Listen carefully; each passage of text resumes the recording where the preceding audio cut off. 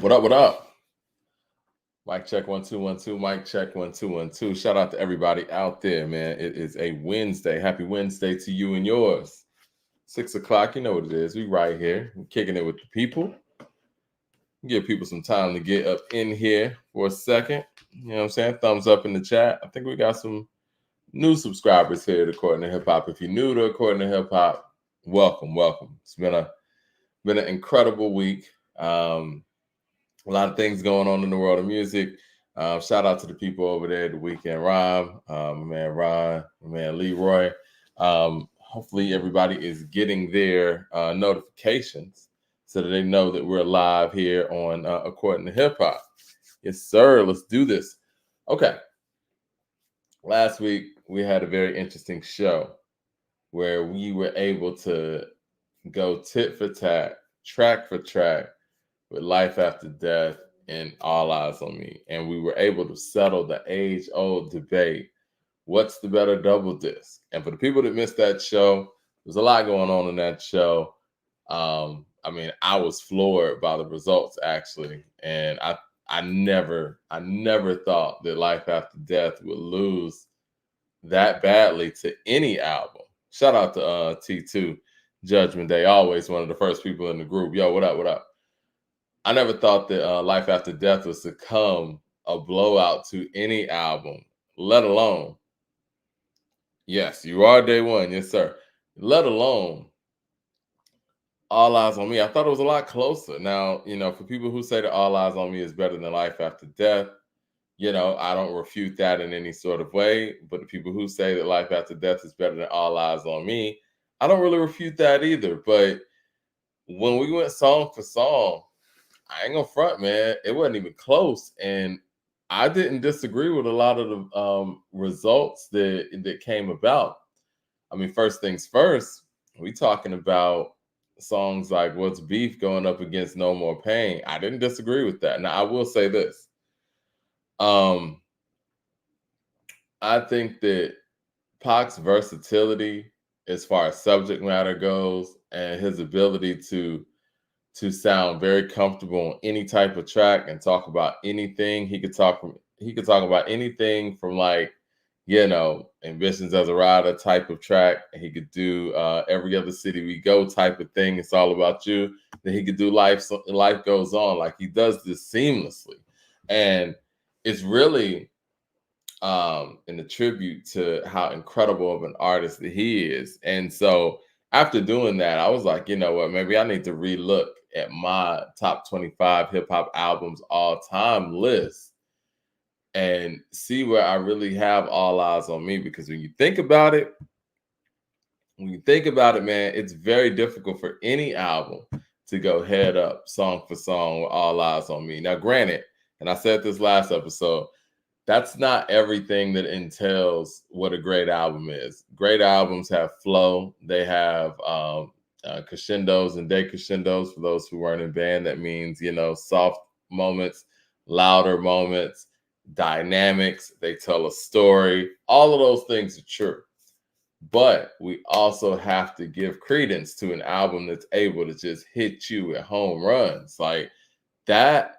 That's a Thriller formula. And I've always been a person on this platform to speak about how incredible Thriller is as an album, just for its ability to give you home runs at every stop. The way Thriller runs, just off the top of my head, it goes, "Wanna Be Starting Something," "Baby Be Mine," "The Girl Is Mine," Thriller, "Beat It," "Billie Jean," "Human Nature," "PYT," "Lady in My Life."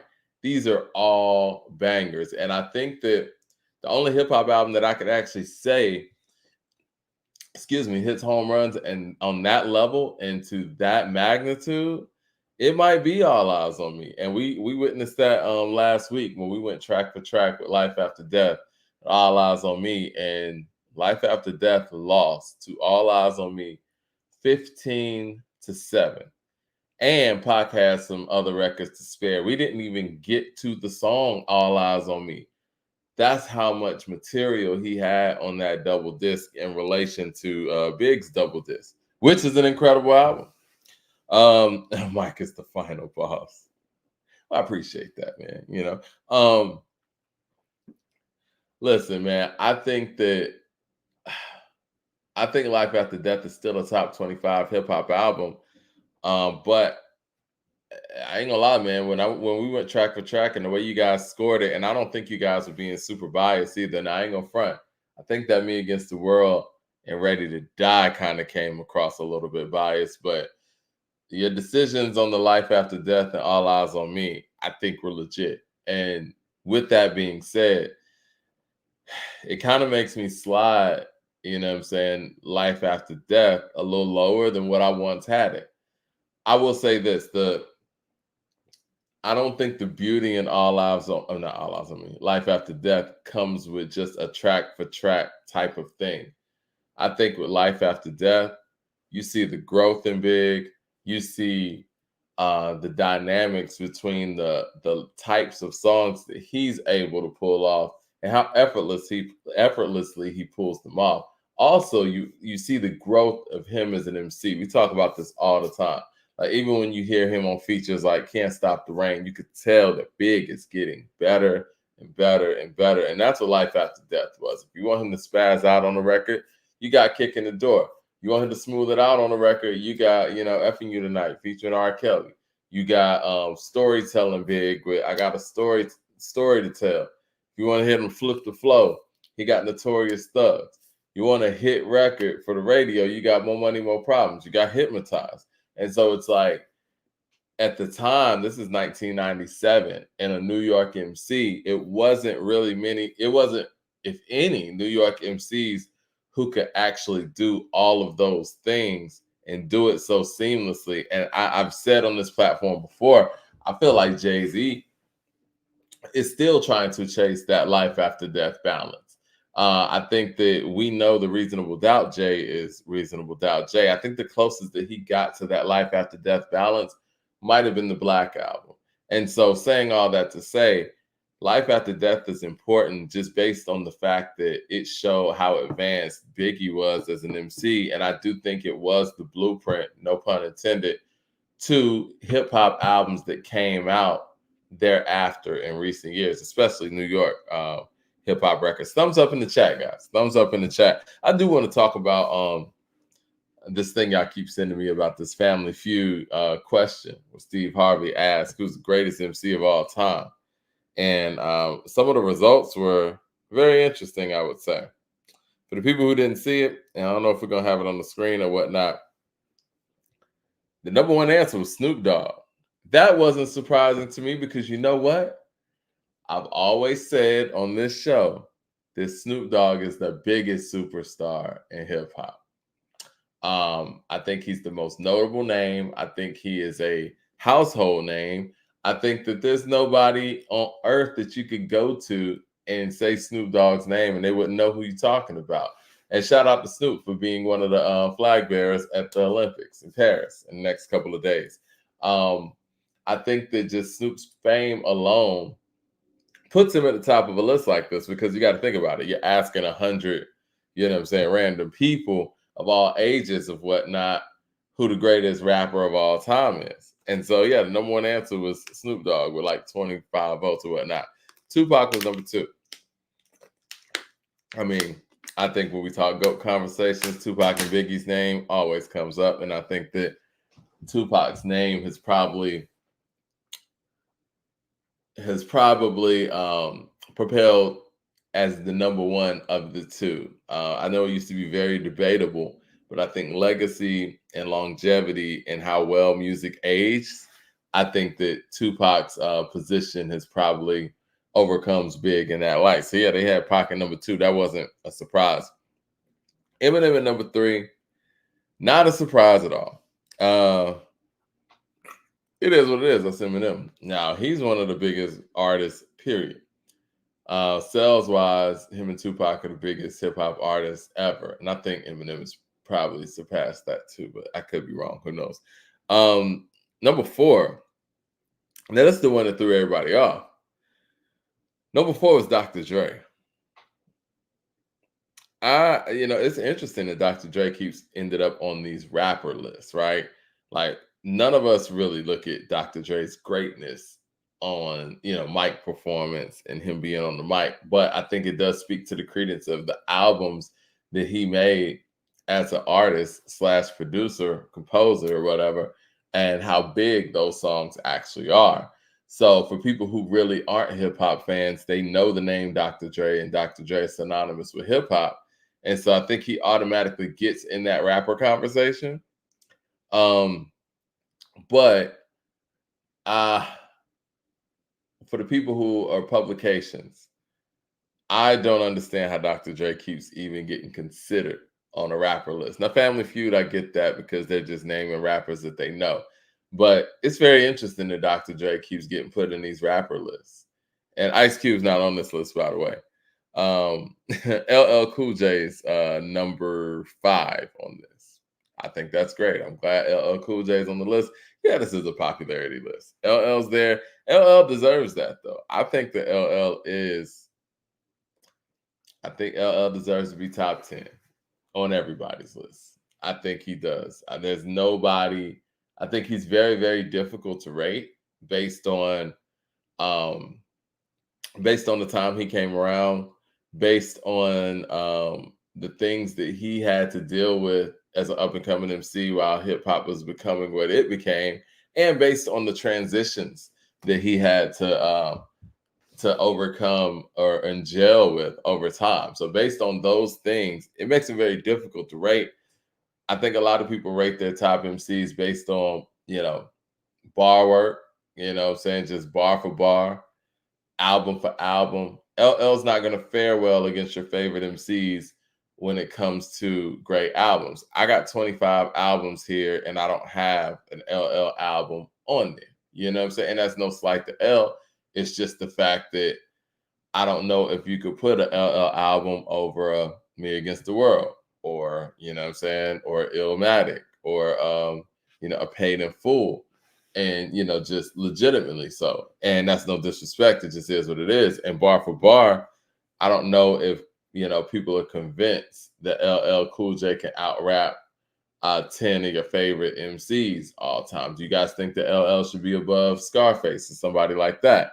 That's a difficult conversation to have. So I think for me, Mad Max, and shout out to Mad Max out there who's in the building right now, I think he missed the whole LL conversation last week. But anyway, I think that's what makes it difficult to put LL top 5, but just based on impact and proximity to where he was, hip hop's origins, and what he's doing right now as a hip hop ambassador and about to drop a new album, I think he deserves a top 10 spot. I mean, it is what it is. He's history, man. And then Notorious B.I.G.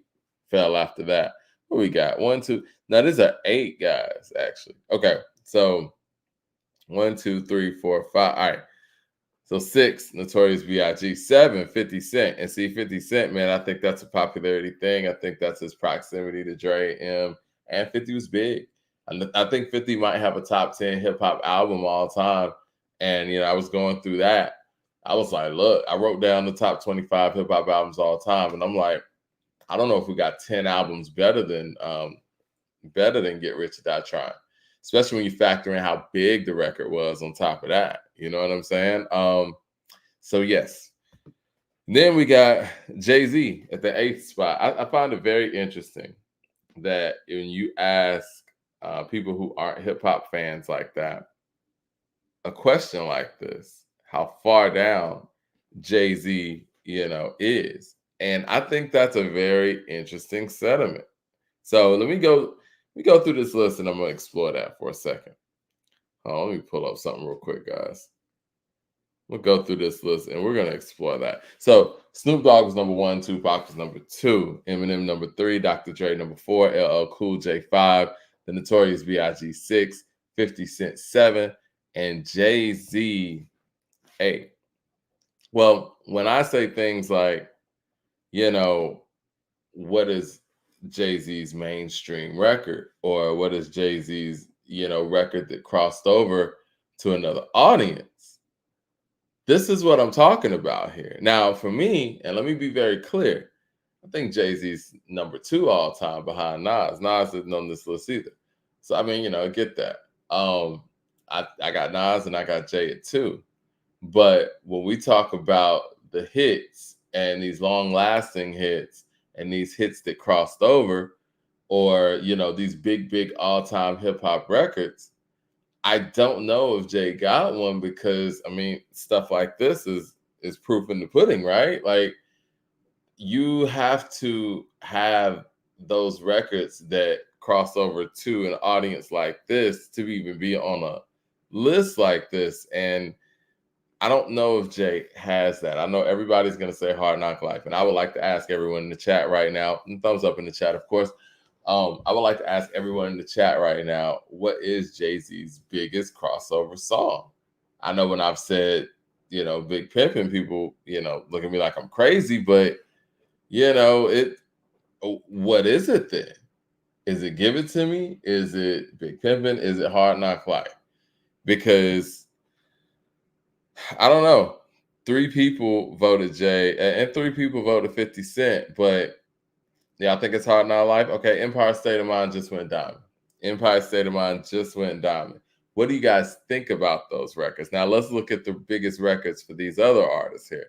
Snoop Dogg, man, we got G Thang, What's My Name? You got Drop It Like It's Hot, even.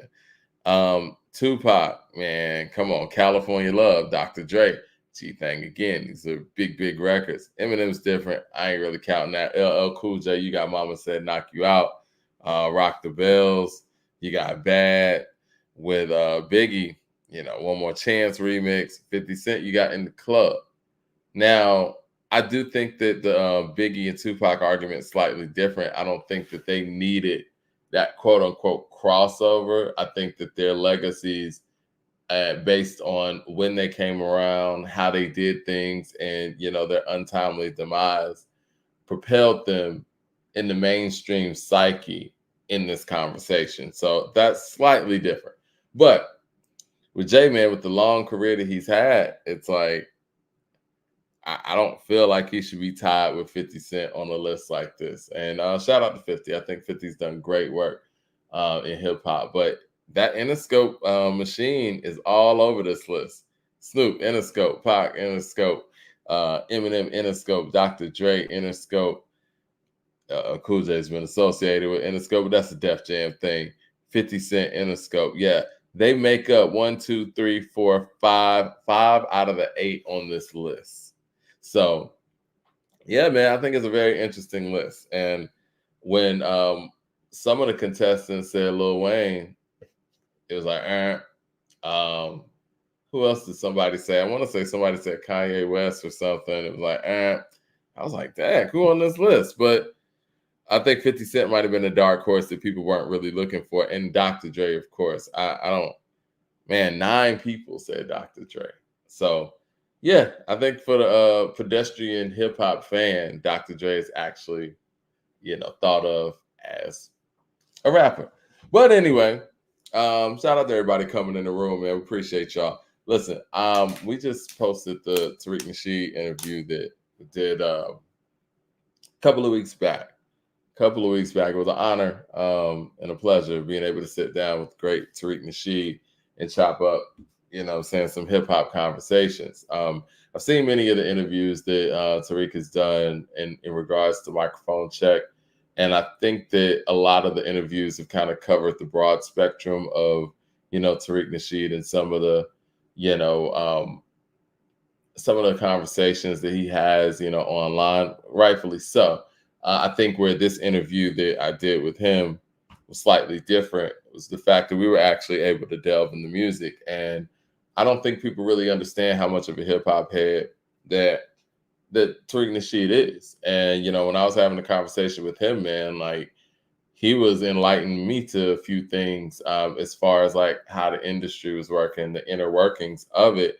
And, he's older than me. He's been around the game, a lot longer than me. And one of the things that I found interesting before we delve into, microphone check and everything that's about is when he was talking about SoundScan and we were talking about NWA. Because I think I've had conversations on this show before about the fact that the beginnings of mainstream hip hop, and it goes back to this list that people are seeing on Family Feud, because some of the people that they're polling on this, they're older people. Dr. Dre is really the beginnings of like mainstream rap success outside of Hammer and Vanilla Ice and things of that nature. These guys were a little bit more entertainers in that sense. But if we're talking about beats and rhymes and guys who didn't, give you a stage performance to the level of a Hammer or something like that, that starts with Dr. Dre. And I've always felt like The Chronic was the album that kind of cracked the code and showed the industry that this thing could sell records. And so my conversation with Tariq, he was breaking down the fact that SoundScan really became what it became in between Straight Outta Compton and NWA's Niggas for Life. And so before, I think it was 1990, 91, you gotta look at the interview and everything, he'll break it down. Hip hop albums were kind of getting just sold off the strength, right? And they knew that they were selling records, but there wasn't like a real calculation of it, and it wasn't too organized until SoundScan came and was able to track those sales by barcode and keep up with that on one platform, right? And Niggas for Life was the album. NWA's sophomore album was the one that really showed the industry, hip hop is really selling some records.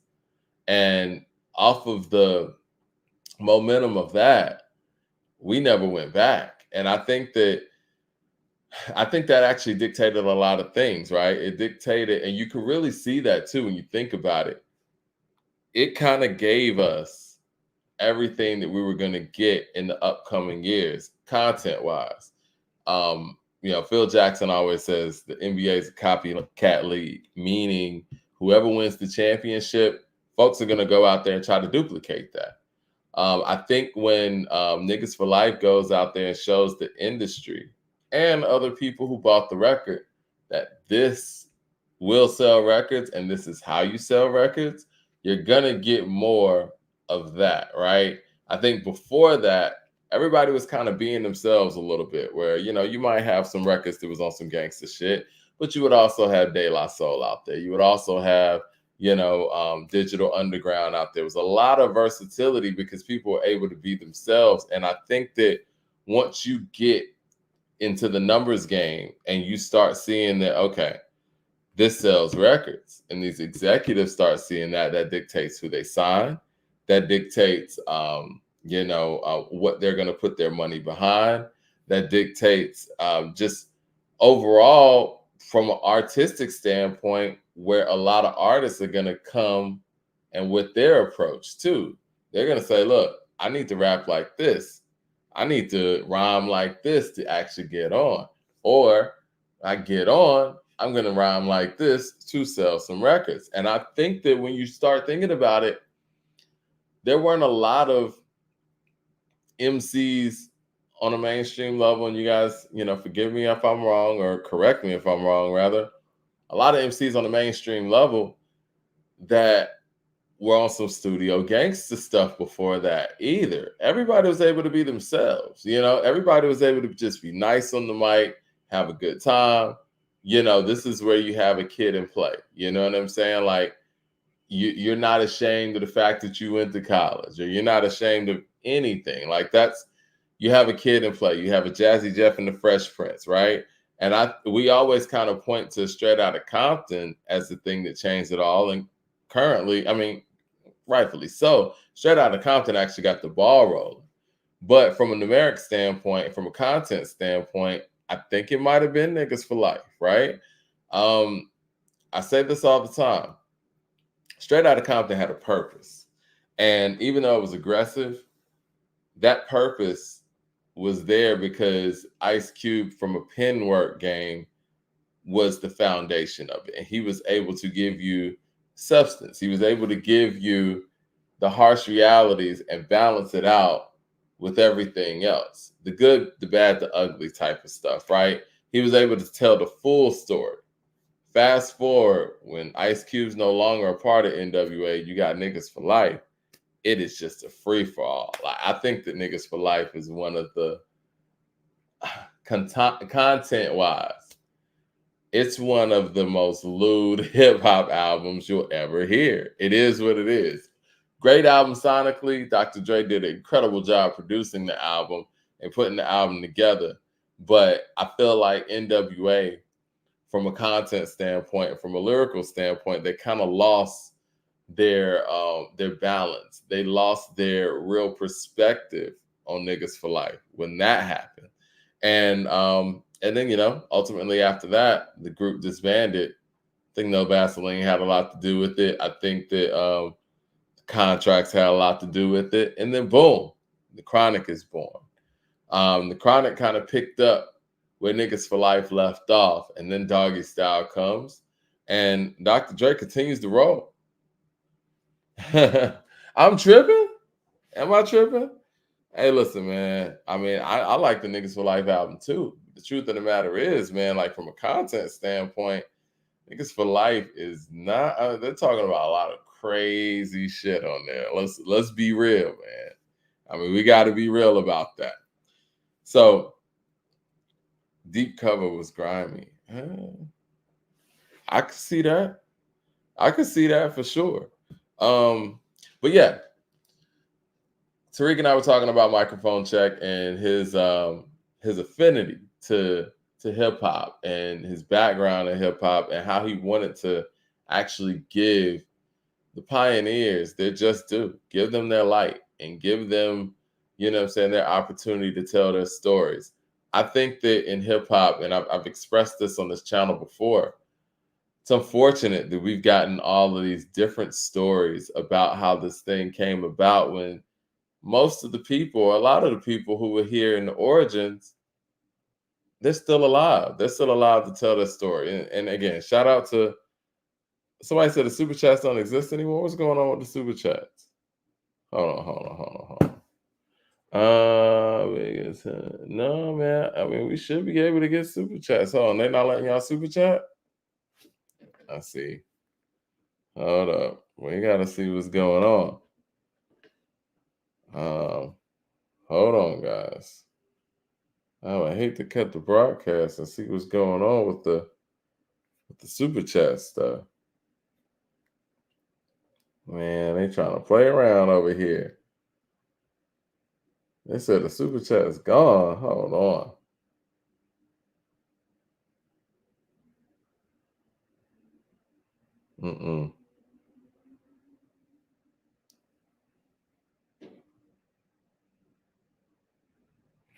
Let's see. Hold on 1 second, guys. We'll work this out. Let me see something. Okay. Is it fixed now? All right, cool. Let's see. Y'all try to super chat now. Let's see. Everybody do it at one time.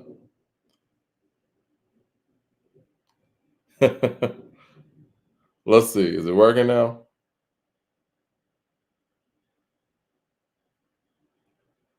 Huh? It says not fixed. Let's give it a second. Okay. Somebody said they see it. Okay. Yeah, we're gonna keep going. I just want to make sure, you know what I'm saying? Like, I'm not saying. Oh, I want to see a super chat come through real quick, just so we can make sure it's working for everybody. Refresh your screen, CJ Kid. Refresh everybody. Refresh this stuff, and then we'll just go from there. What was I saying? Yeah, being able to tell your story, right? And I think it's unfortunate that hip hop has gotten to a place where, we celebrated hip hop 50 and stories all over the place. Yeah, I just did it. So yeah, refresh your joint and then you'll be able to get the super chats going in. Mad Max, try it out first. Try it out, CJ Kid. Refresh your screen and the super chat should be there. But anyway, shout out to Tariq Nasheed for being able to give people their actual voice. And yo, what up, 007? He said, peace, Mike. Hope all is well. Yes, it is, sir. Appreciate that. Kendra says, I think it works. Appreciate that, Kendra. Yes, but yeah, I love the fact that these OGs are being able to tell their story because that's very important. Because if we're not getting history right in the moment, then history is going to be told by the people who didn't actually create the history. And my question is why? And that was my question to Tariq, if you guys see the interview. My question is why has it taken so long for the people who really were the pioneers in hip hop to actually be able to tell their story? Yes, microphone check. And so one of the comments that I did want to read, because there's a lot of people who I've actually come across that grew up in the Bronx during that time period in the 60s and 70s. And they're all kind of telling similar stories. And this is not to be divisive or anything. And this is not to, poo-poo on anybody and what they've done. But again, as a person who loves hip hop and as a historian myself, a history buff myself, I'm interested in these stories, and I wish I would have known these stories, growing up, just so you can know where this thing came from. Anyway, somebody actually commented on the Tariq Nasheed interview that we did, and it said, "I was here in NYC when the large influx of Puerto Ricans happened back in the late '60s, early '70s. Most of them didn't even speak English. They used to sit in the lunchroom across from us and stare at us when we would dance and sing songs. They still wore those corny clothes. Um, Hold on one second. They still wore those corny clothes, tight colored polyester suits, and pointy shoes, and listened to Spanish music. It took years of living with us for them to pick up our ways, Black people, in parentheses. They took our ways of talking, walking, dressing, dancing, singing, joking around, and so much more. They did not create hip hop or rap. There were contributions, but those were after the fact. And it sure damn wasn't no 50%. Like Fat Joe is not being honest. I was here, I lived through it, I went to school with a lot of these guys. I knew the people who created hip hop. It's a good thing that there are still old heads like me around who remember how it went down. They're trying to rewrite history with the BS. Puerto Ricans did not create hip hop, period." Okay. CJ Kid with the super chat says, "Props for holding it down these whole episodes alone, Mike. Also, does Snoop alone make the Chronic better than Niggas for Life?" Not Snoop alone. I think the progression of Dr. Dre as a producer does. I think the song creating of formatting does. I think the DLC's presence does. He's present on Niggas for Life as well. But the development of the DLC also. I think Warren G being around, finding records. I think there's a lot of elements that make the Chronic better than Niggas for Life. Mad Max in Super Chat says, "Because hip hop has developed to music instead of an art." Now I want to touch on that comment, and I think it's very interesting that we're just not hearing these stories. And again, I think that you can be a participant and you can have impact in developing a culture, a craft, but to take creation rights when you didn't create it and you were participating, I think is dishonest. And I guess my question would be, and this is my question in the interview as well. You guys can go check out the Tariq Nasheed interview on According to Hip Hop's channel. My question is,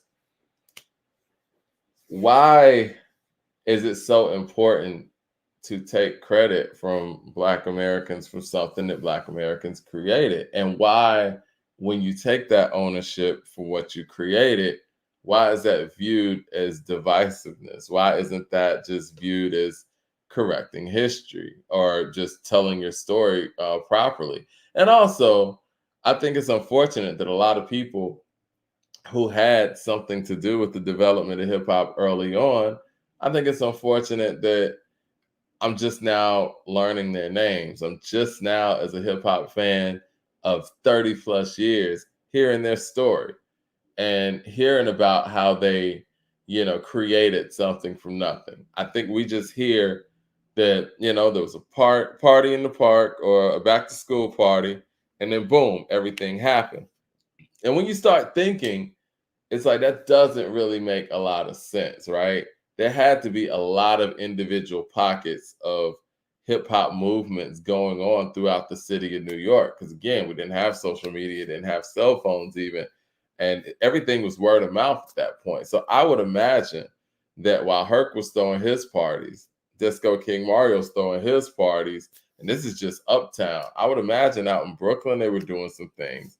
I would imagine that even all the way out to Long Island, somebody was doing some things. So, I mean, do we have any New Yorkers that are in the room right now who can say, what they experienced that were around during that time period? And I think that it's also interesting that they've made Fat Joe, I guess, the ambassador of what happened in the Bronx in the creation of hip hop when he wasn't, respectfully, he's just not old enough to be able to even tell that story. Like I was saying on the previous show, that's like me telling you guys what was going on in the streets of Atlanta in the 80s in regards to hip hop. I couldn't tell you that story or music or whatever. I couldn't. I wasn't there. And so I think it's interesting that even the Fat Joes and KRS as well, because KRS isn't old enough to even be able to tell that story. I think it's interesting that they don't divert to the people who were actually there. And so when the people who were actually there are telling the story, I mean, how can you refute that? Unless you're saying that they just weren't there. And I mean, that's a whole nother story. But if the fact of the matter is that they were there and they're telling you what it was, how it went down, and like that comment that I just wrote, I mean, sorry, not wrote, that comment that I just read about, how there was somewhat of a language barrier and a cultural barrier between Puerto Ricans and Black Americans in the Bronx in that time period. Like, how can you refute that? And why would you even refute that? I think my questions have also been too, if it was 50-50, like Fat Joe said, and we know, let's be honest, we know that Fat Joe embellishes sometimes. That's part of, what we've known Fat Joe to do over the years. I mean, he said 98% of his raps was not real. I mean, we know that he's embellishing or whatnot. But when you say things like, hip hop, Puerto Ricans and Blacks created hip hop 50-50. I believe that's the quote. You got to be careful when you go out there and say things like that and and because some people are going to take that as facts, and people are going to hold you, hold your head to the fire with a statement like that because you're doing this baselessly. It's like, okay, well, if it's 50-50, then for every, I mean, it's just how math works. For every Black American hip hop pioneer I name, you should be able to name a Puerto Rican one. And if you're not willing to do that or not able to do that, then what you're saying is not factual. I think that even after a documentary like this comes out, which I think you guys got to check out, man, shout out to Mike from Check. Check that out. They put in a lot of great work. Lord Jamar's in it, Melly Mel's in it, Grandmaster Cass is in it. You're going to have to either go out there and make your points on why it's 50-50 or just retract your statement. And I think that that's the part that I guess I don't understand as a fan, as a hip hop fan, as a fan of Fat Joe, Busta Rhymes, and people like that. Why don't you just retract your statement? Why don't you just say, you know what, I misspoke. It wasn't 50-50.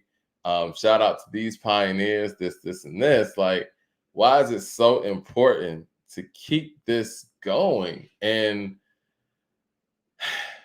I don't know. It's just it's really wild. But yes, make sure you check out my interview with Tariq Nasheed on this channel right here. It was actually part one.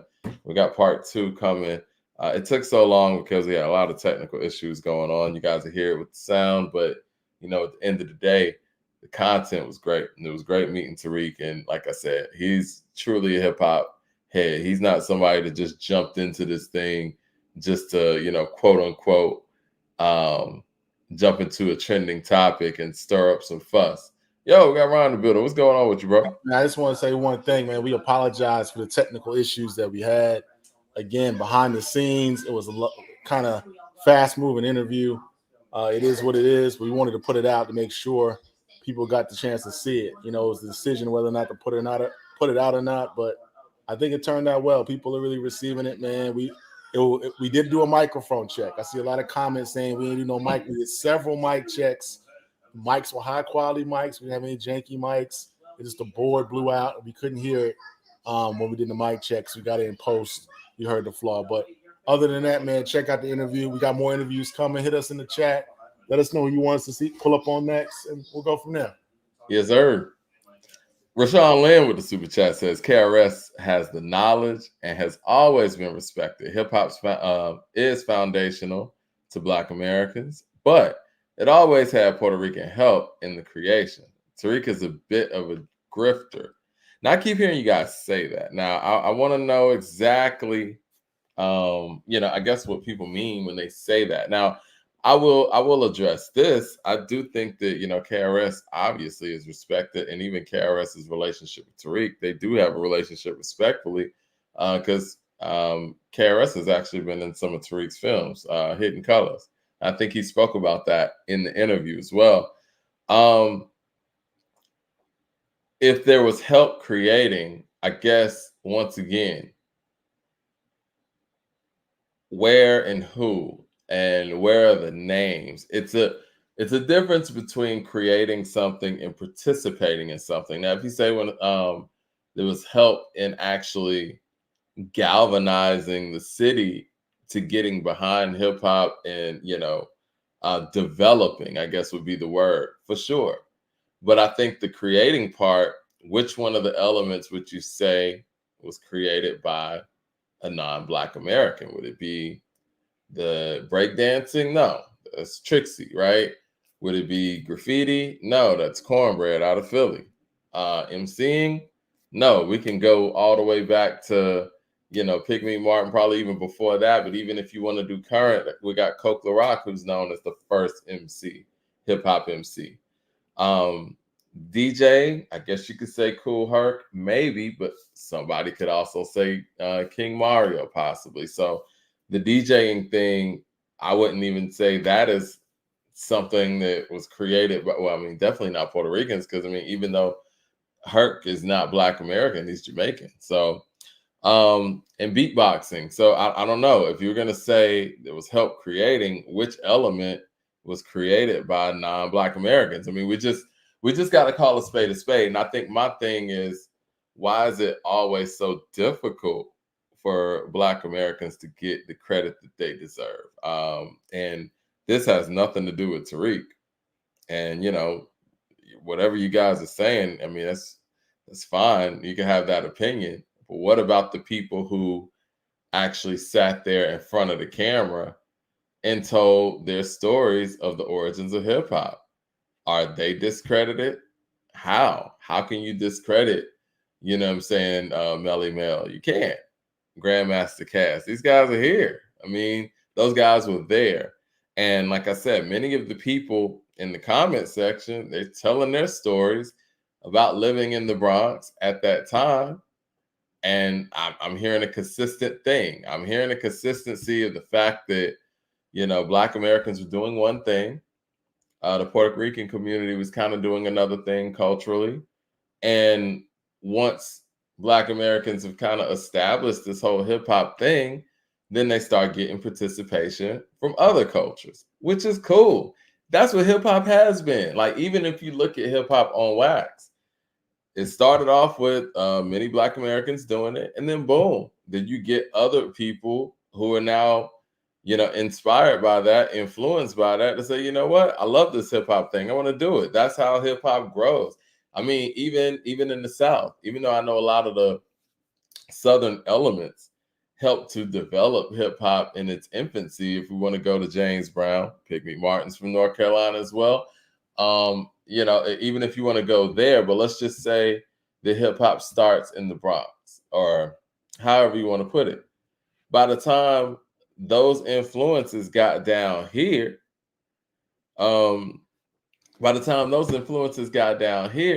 that's what helps hip hop grow, because now you got Southerners doing it. Now you got the West Coast doing it. And I hear he's got a West Coast documentary coming too. It should be very, very interesting, because I think there's a lot of things when it comes to West Coast hip hop that doesn't get stated either. But yeah, that's pretty much how it starts anyway. So That's like me saying, because Outkast and Goody Mob and all of these guys came a little bit later and really put the South on the map and blew things up, that we had a part in creating hip hop on wax, if you will. Now, if you want to say that Southerners had a part in creating hip hop, then yeah, you're going to have to go to James Brown and things like that. But again, you get my point. If we're talking about, because you participated and expanded, the cultural aspect of it, that makes you a creator. No, that makes you an individual creator, but that doesn't make you a creator of the culture. You know what I mean? And it's a long-winded way to kind of answer that question. But yeah, I mean, I don't see why people even would have a problem with that. I just think it's interesting that people do have a problem with that, and nobody's willing to retract their 50-50 statement. But yeah, great documentary. Y'all definitely need to go check it out, and hopefully we can actually do a follow-up conversation. I don't even like calling it an interview, man. These were conversations. We had a great hip-hop conversation, like me and Mickey Fax would, you know what I'm saying? And we talked about, things socially. And I think that's how this interview is actually a lot different than anything else I've seen online in reference to Tariq. But for the people who did see the interview, what did y'all think about it? Of what you're seeing so far? Because I know you only saw the first part. Mad Max in the super chat says, well, I just found out that Herc created the merry-go-round, aka looping. So is it true that one and a second, if it's true, doesn't that mean Herc, a Jamaican creator of the culture, because looping is essential? Okay. Well, I'm glad you said that, Mad Max. It has been refuted that he created the looping part of it, but I do know that Herc had the technique of the merry-go-round, right? And yes, Herc is Jamaican. From what I understand, respectfully, I think Herc learned a lot of his techniques from Black American DJs, because he came over here as a youth and didn't know, too much about the DJ scene. He had to be taught by somebody, right? He wasn't a grown man when he came over here. That's number one. Number two is, when you think about it, yes, he is Jamaican, of course, but what was he actually playing in that merry-go-round, right? He was playing James Brown's Give It Up, Turn It Loose, the clap your hands, stomp your feet. That was the record that he was able to do that merry-go-round breaking technique with. And so that drum loop was created by Black Americans. And Clyde Stupperfield specifically played the drums on that. Boosie Collins played the bass on that. So if you really want to break it down, the instruments that were being used were, all of Black American culture. And so Herc was the vessel for sure. But that vehicle that Herc was able to be the vessel in had Black Americans written all over it. That's a collaborative effort if you want to go there on that. But I do think that Herc's legacy is DJing ain't hip hop. Yeah, I mean, listen, people were DJing before, but I do get what Mad Max is saying. Just that whole that merry-go-round technique that was popularized for sure, whether Herc created it or not. That was popularized by what Herc would do. And from what I understand, Herc would, rub the labels off or wash the labels off of the records so that, people weren't able to copy what he was doing. So, yeah, that's a dope idea that Herc came up with. But again, without Black American records, like a James Brown, Give It Up, Turn It Loose, he wouldn't be able to actually do that. So I think that needs to be noted as well. We got to acknowledge, everybody's input on this thing, and that's not to minimize anybody else's, but Herc will probably tell the same story, and I just want to learn more, and especially while we still have everybody here that is able to tell these stories, because one day there won't be any of these people alive to actually tell the stories, and we're getting close to that day because these folks are older, man, and their memory fades. I don't remember everything that happened with me in high school. So, and I'm nowhere near as old as these folks. So I can only imagine even now, the stories are probably conflicting because, you know, people's memories are a little bit foggy on it. But I think it's great to get these stories out, and I would love to do a follow up with Tariq to see how, you know, things are being received out there. I know that there were some issues with the film, and, you know, some cancellations with some of the premieres or whatever. But, you know, I know the film's about to be back up and running and strong. So it's been a whole journey, and I think this makes the film even more classic, and the fact that it's getting such pushback. Because when we think getting pushback, that's hip hop. There's nothing more hip hop than getting pushback. Isn't it? Leroy said Herc's half Jamaican. Oh, okay. Okay, I thought he was full Jamaican, actually. I mean, either way, man, I think that ultimately, when you look at jazz, when you look at, you know, hip hop, they say that hip hop is the last great American culture, and yeah, we got to embrace that, man. Hip hop is a beautiful thing. It's the reason why we're here, even having conversations right now, and it has continued to evolve. And I think that when we talk about the evolution of it all, that's when it became an all hands on deck thing. I think that the kids, and we'll say the kids because they were nothing but youths at that time, when they were coming together and actually going out there, putting cardboard on the street, dancing and breaking, and, you know what I'm saying, doing the block parties, they had no idea that hip hop was going to make it to this point. And there were a lot of people who were very pivotal in hip hop's elevation over the years. And, you know, year to year, decade to decade, I think Herc said something that really, really connected with me. He said, every generation makes hip hop their own. And it's true, because you have an era that will sit there and tell you that Lil Uzi Vert's not hip hop, right? But for Uzi's generation, he is hip hop, you know, and hip hop is an attitude. Hip hop is it's not just a way of life, you know. Obviously, it's an industry now as well, but it's youth culture, to be perfectly honest. Now, it's grown more than that because, you know, we just saw Nas doing what he just did with Hit Boy at 50 years old. And many of us older fans, I said, Mike, you going to do the top 25? Sure, I'm going to do it. Gosh, I can't talk about anything else. They said, man, shut the fuck up. Where's your top 25? And so many of the fans have grown with it. And to be honest, man, even when we listen to hip hop now, we're listening for that feeling that we got when we were a youth. Like when I'm listening to the Common and Pete Rock album, we're automatically feeling nostalgic about what we're hearing because it gives you that feeling of what you felt as a youth. So yes, hip hop is youth culture, you know, and I tell Ron this all the time, man. I'm probably never gonna hear a new album and feel the way that I felt about Only Built for Cuban Links at this rate. But who knows? I mean, it could happen. I mean, great music's great music, but the young people, though, the stuff they're hearing in their formative years, you can't tell them any different. This is the best stuff ever. You know, they grew up in the best era ever. I know, man, it's always funny to me, and I'm going to get to this top 25 for sure. It's always funny to me when I see people who are slightly younger than me talk about how great music was in the early 2000s. I always thought that music was very subpar. I thought the early 2000s, maybe 2002 to maybe like 2008, was one of the weaker periods that we've had in music in general, not just hip hop. But for some people who grew up with their formative years in that block of time, it's the greatest.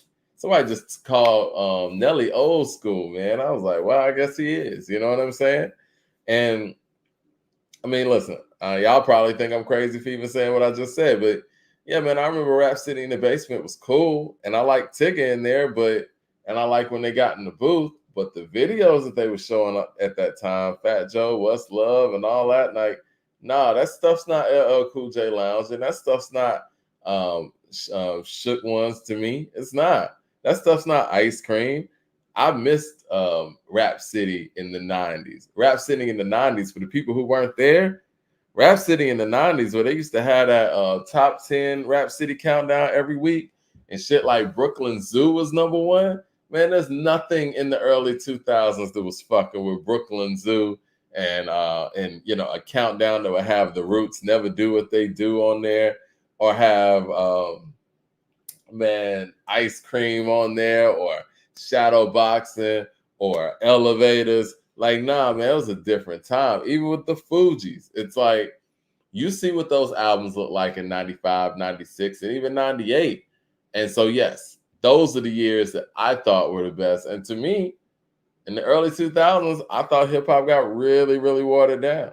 Yeah, 80s hip hop was amazing too. I think 80s hip hop had such a vibe, but I'm gonna be perfectly honest. I had to grow up and go back and listen to the 80s, because I remember when in the 90s, Rap City would have those throwback. I think it was like a Wednesday or so. It was like flashback when it was something that they did. It was like an old school Wednesday show where they would play nothing but stuff from the 80s. And me as a teenager, I mean, I want to hear this shit. I want to hear the new stuff. You know what I'm saying?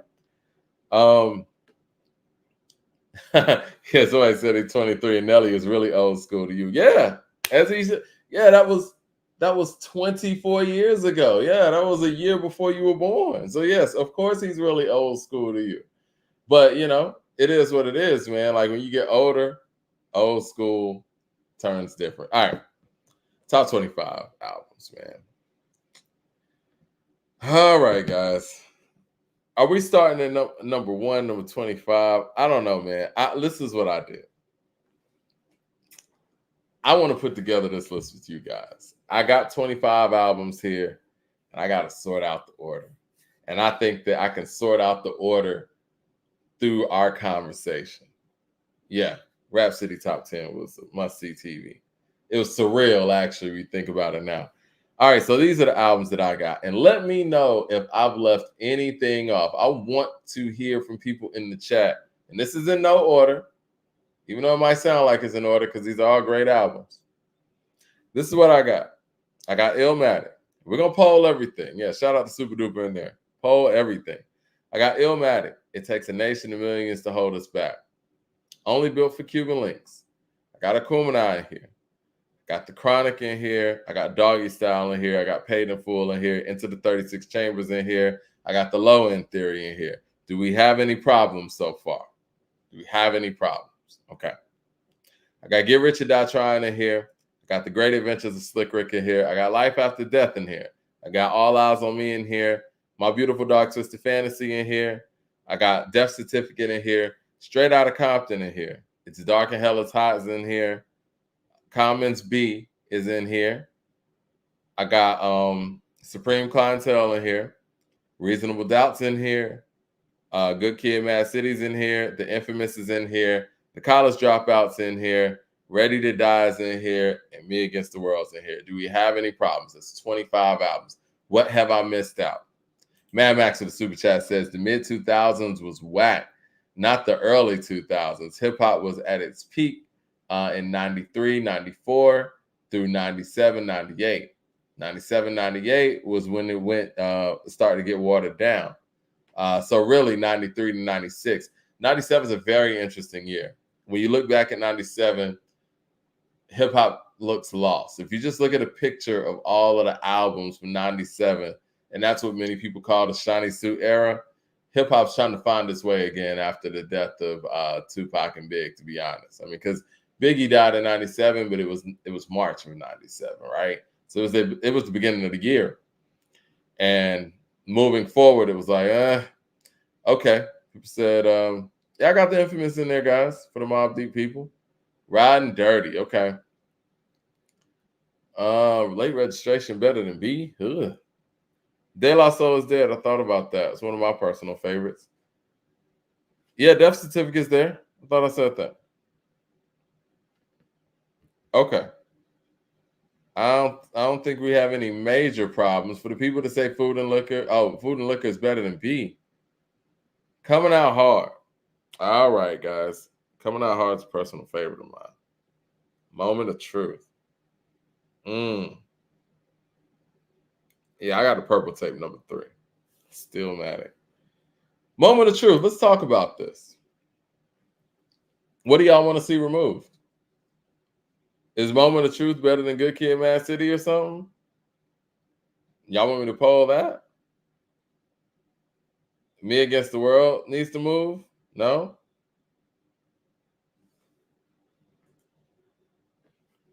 No? Okay. Where's EPMD? Which album? Because you know what? I could easily say Liquid Swords deserves to be in this conversation too. Me Against the World doesn't need to go, I don't think. What's being left off, guys? I think Moment of Truth's a good one. Okay, let's entertain Moment of Truth real quick. Thumbs up in the chat, guys. Look at small people in here. Let's entertain Moment of Truth real quick. Is Moment of Truth better than Dark as Hell is Hot? Dark and Hell is Hot. Excuse me. It's Dark and Hell is Hot. Or do you guys think that Moment of Truth is better than Good Kid, Mad City? Do y'all think that Good Kid, Mad City doesn't belong on this list? That's where I guess that's where I want to go with this. Yes, it's better. Okay. All right. Time to chat. Let's I gotta take this to the poll. Yes. What are your thoughts, Ron? Yes, it shouldn't be on the list. I gotta go. Bye.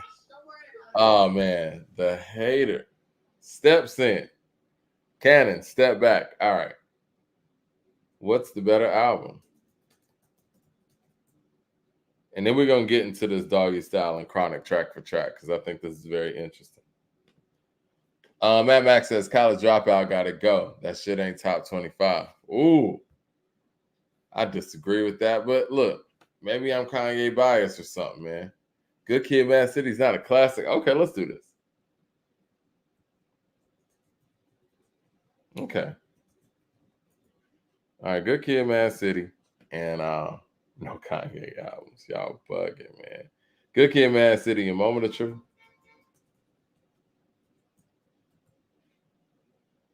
All right. I got it in the we got the polling up.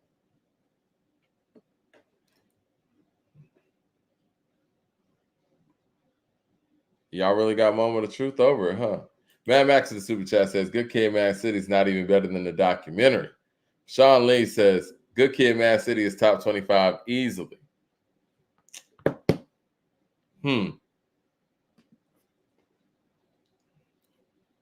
Okay, it looks like you. Where's Mr. Don't Play? Listen, bro. Believe me, I had that on the list. I want to talk to Project Pat too, man. And I was thinking of this, man. I don't want to put out too many ideas where people will be biting our shit. You know how it is. But we got contact with some of Pat's people, man. I would love to have a conversation with him about his classic piece of work that doesn't get held to the level that it should. I mean, they gave Getty Green 2.5 mics in the source. It's just crazy, man. I'm waiting for it to get up to 50 votes, man. Moment of Truth is actually beating out Good Kid, Mad City right now. I just think that, hear me out, guys. I do think the Good Kid, Mad City means something for its generation. I think that it is a classic hip hop album for its era. And I think for many people, they're going to say that Good Kid, Mad City, if we poll all of Kendrick's albums, I think Good Kid, Mad City would be the one that will rank the highest. I think. I personally like To Pimp a Butterfly, and I had to put my bias aside. But the one that is the classic is Good Kid, Mad City. That's what the people say. You know what I'm saying? So I think if we don't acknowledge those things, you really look biased. And if you look biased, then you look bogus. And that's a new quote that I just came up with off the top of my head. If you look biased, you look bogus, man. But I do think that, okay, we got 4 more votes to go. Man, y'all really dislike Kendrick, man. Wow. 400 Degrees over Good Kid, Mad City. Culture shifter. I do want to speak to 400 Degrees. 400 Degrees does deserve to be in the conversation for sure. 400 Degrees and Riding Dirty are both culture shifters. 400 it opened the doors for Cash Money Records. And if we're going to be honest, man, Cash Money has been one of the most successful, if not the most successful hip hop label that we've ever seen outside of Def Jam. And one could argue that it's seen levels of success that Def Jam has seen as well. Cash Money has been very successful, and 400 Degrees is what opened the door for that. If we want to say 400 Degrees is on this list, I'm not mad at that. But we got to figure out what to take off, right?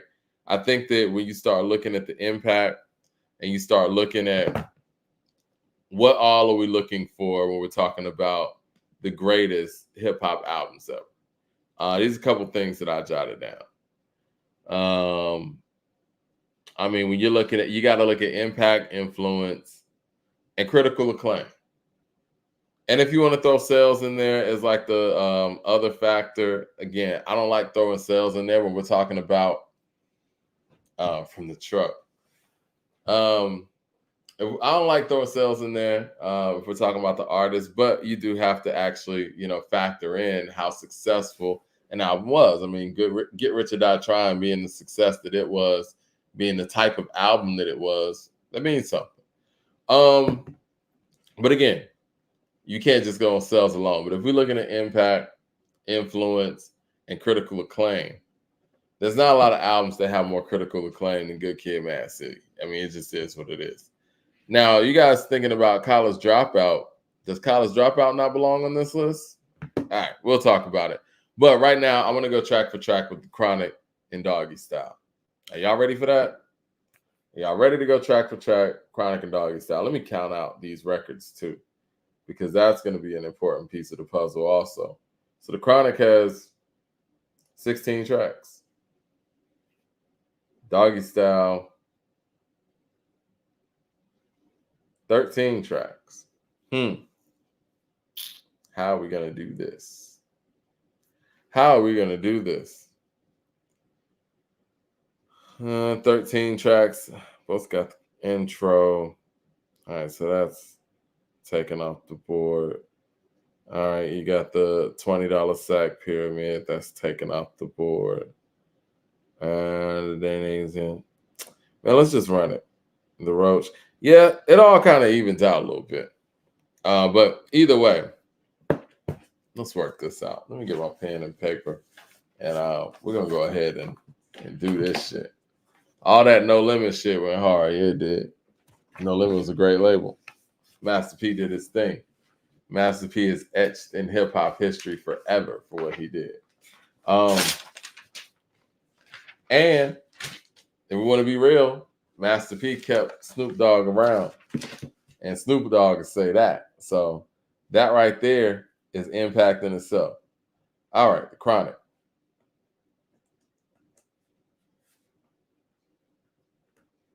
All right. Chronic versus Doggystyle. Y'all said the Chronic's better than Doggystyle. Look, I'm with you. All right. Let's do this. How do I want to do this? Okay. We just going to go straight for the jugular, man. G-Funk intro and F with Dre Day. All right, let's end this other poll. Looks like Moment of Truth might need to get in this top 25. All right.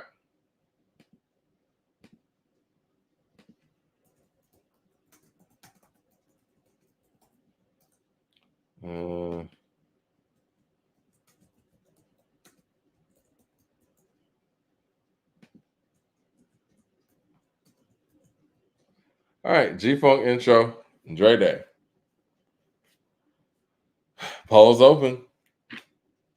It's a battle royale right here. We got Doggystyle versus the Chronic. We're gonna finally end this this long-standing debate. Now we got to get this up to 50 votes for it to be official. And yeah, looks like Dre Day is blowing that one out. Yep. Looks like Dre Day is gonna blow that one out. Yeah, Dre Day was serious. Dre Day was very serious. I mean, even when you think about how that album, how that record comes in, like this is how you gonna start the album for real? Either way, Dre wins though. Yeah. Either way, Dre wins. Dre wins either way. But I don't know, guys. Thinking about the track list for the Chronic, and this is going to this right here is going to determine where I actually rank the Chronic and where I rank Doggystyle. So the Chronic is a classic, of course, for sure.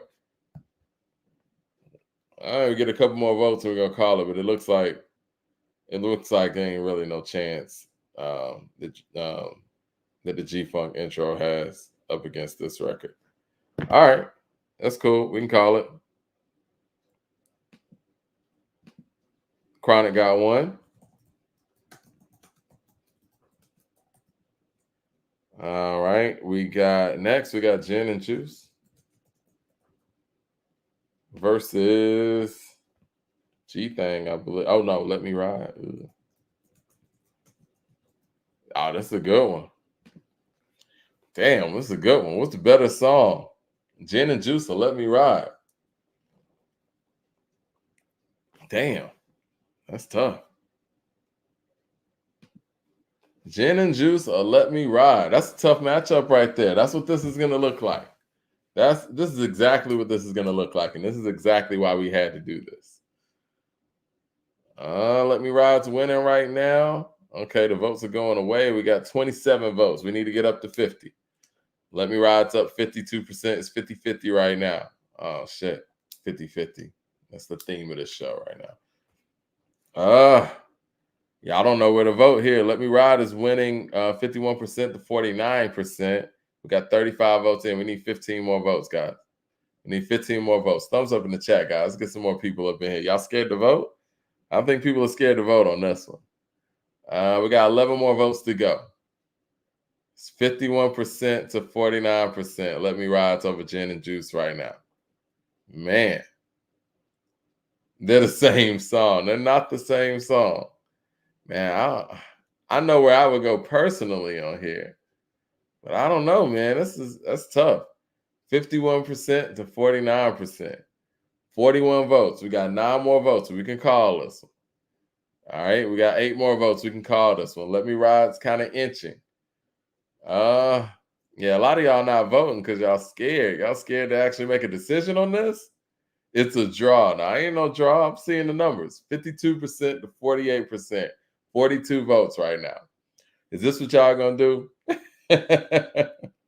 Yeah, man, that Mothership Connection is crazy, man. Let Me Ride is one of the dopest samples. Let me stop talking. I don't wanna coerce anybody into any vote. 51% to 49% right now. 50-50 right now, 44 votes. This was close. Oh, Gin and Juice just went up. Gin and Juice just went up. It's 50-50 now. We got 5 more votes and I'm gonna call it. And I'm gonna call it exactly at 50 because this one's gonna shift up. All right, we got 4 more votes to go. 46 votes. 50-50 right now with 46 votes. 50-50 with 46 votes.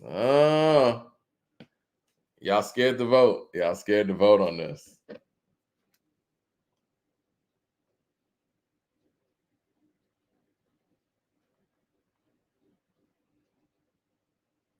Come on, guys. Okay, Let Me Ride just went up. All right, we got 50. Let Me Ride wins. Boom. Had to call that one right there. All right, man, that was close. So the Chronic's up 2-0 right now. That was close. And you know what? I'm not mad at that one because I probably would have picked.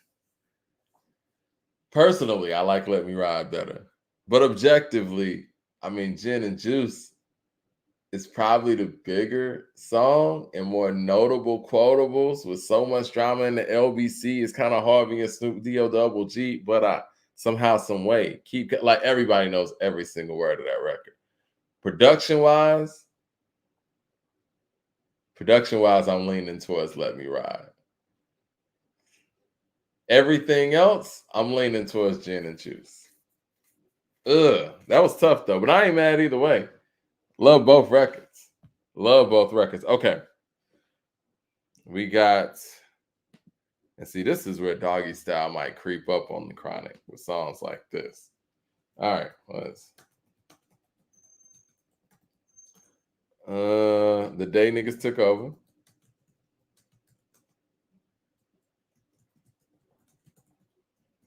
The day niggas took over, and then we got the Shiznick. Oh, come on. Come on. This is fun, right? Shout out to Poets and Rhymes. This is fun because we can actually get to the bottom of which album is better other than people just talking about it. We actually see the matchups. And the next stage, we were talking about, I don't know how many of y'all are on Rumble, but I think we need to do some of our shows on Rumble so we can actually play the music and really, get into the vibe of some of these conversations as well, especially when we're talking about new music, where we can actually have these conversations and, have these, super chats or whatever the super chats are on Rumble and, converse with the people and still play the music. We're going to do that. I think we need to open up everybody to that. Y'all open to us being able to play music on the platform? Because, YouTube be tripping. They just took the damn Cash App button, not Cash App, the super chat button a second ago, and we had to put it back on. So yeah, we can go to Rumble. Yeah, people want to do Rumble. Y'all fucking with Rumble? Yeah, let's do that, man. Okay. Listen, we're gonna do that. We want to make sure our audience is ready for those things, and you guys will go over there and we have this level of interaction because we would love to do it. We just want to make sure y'all carry over with us. And for the people who aren't on Rumble yet, what we'll do is we'll start the show here and then we'll carry people over to Rumble. It looks like the Shiznick's gonna take this one. So looks like Doggystyle's on the board. Doggystyle's on the board with one right now. Yeah. We got to do that, man. That's gonna be fire. You know what I'm saying? Like I said, I think when we talking about the music that's come out this year, and even these playlists that we talk about with the lists and all that, it helps to be able to play the music.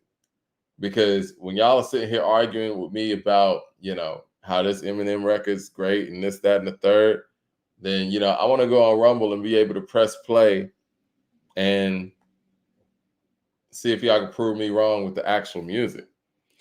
All right. Looks like the Shiznick took that one. The Shiznick is a great song too. This one's gonna be tough to beat right here. It's a better song. I think G Thang's up, man. It's gonna be tough to beat. Yeah, Lottie Dottie versus G Thang. Come on, man. Uh-oh. The Chronic is ahead right now. G Thang versus Lottie Dottie. We got to, in the words of my man Super Duper, poll everything. Poll everything. Nothing is a given. Yeah. Lottie Dottie got some votes? Cool. I don't think we've seen a clean sweep yet. Yeah, G Thang's an automatic win. I mean, if Dre was doing a versus, if he ever does it, G Thang's gonna be the final record that he plays. Like G Thang is the final boss. And somebody called me the final boss earlier. I appreciate that. That's high praise. We can go ahead and close this one. All right, the Chronic's up 3-1. Doggystyle got some coming back to do. And I think it's about to start right now. Murder Was the Case. Ugh. Better song.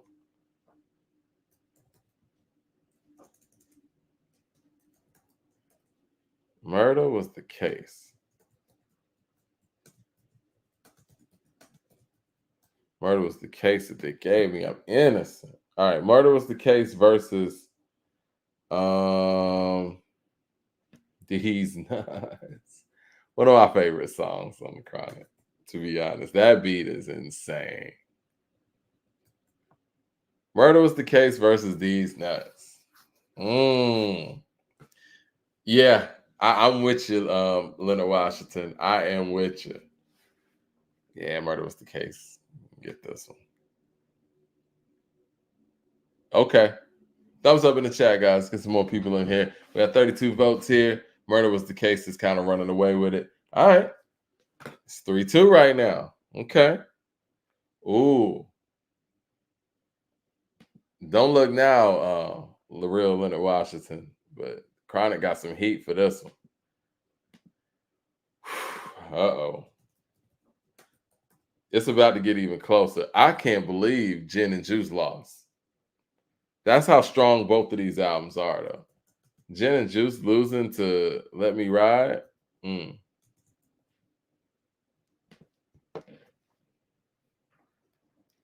All right. Serial Killer, Little Ghetto Boy.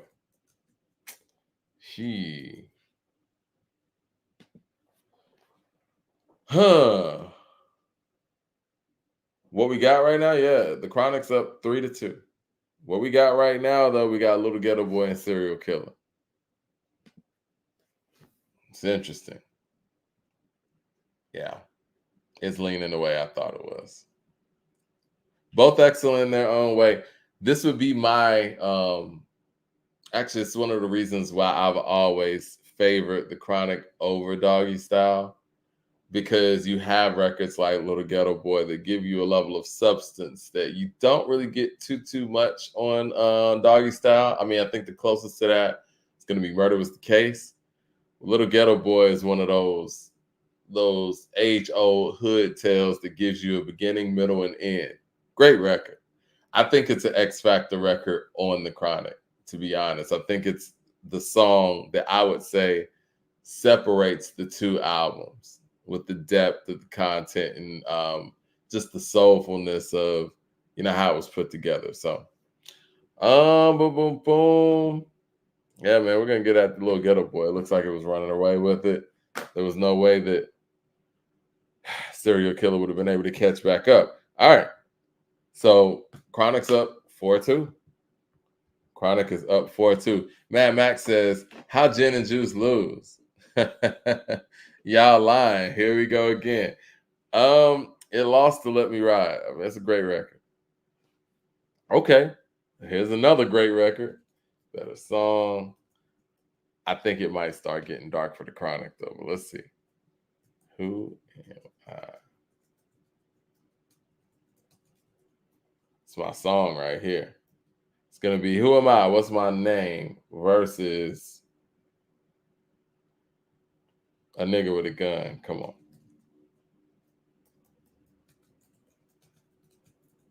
Who's the man with the master plan? A nigga with a motherfucking gun.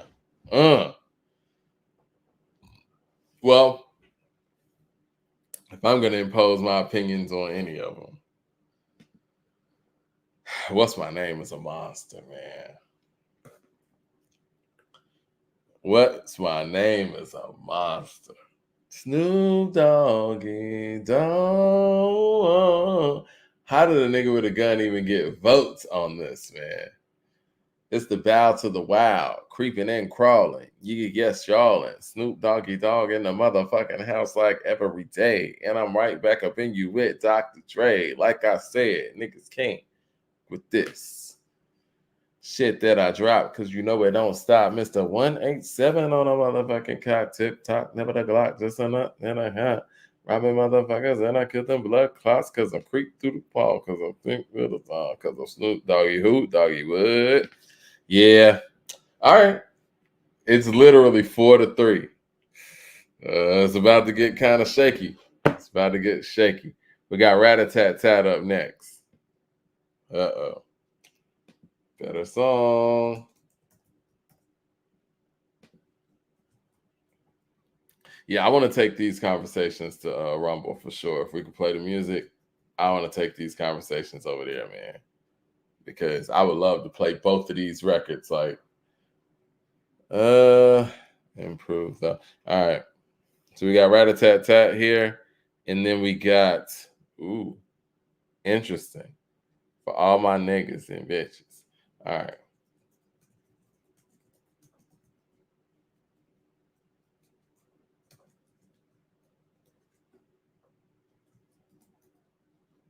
Okay. So for all my N's and B's versus Rat-a-Tat-Tat. Should be interesting. Should be interesting right there. Yeah. Looks like Doggystyle about to tie this thing up. Yep, looks like Doggystyle. Oh no. It's getting close. 58% to 42%. So we at 60-40. Okay. we're getting a little bit more on for my N's and B's. I don't know, guys. Kind of torn on this one. 34 votes. It's 59% to 41%. All right, it's going the other way. Got 13. I'm going to let this one ride out because this is too close to just call it. We got 10 more votes to go, 9 more votes to go. 42. Now we got to ride this one out. Yeah, that beat is crazy. We got 4 more votes. Looks like Doggystyle is about to tie it up. 2 more votes. Yep. Call it. For my N's and B's, 1. Okay. So it's 4-4 right now, guys. That's where we at.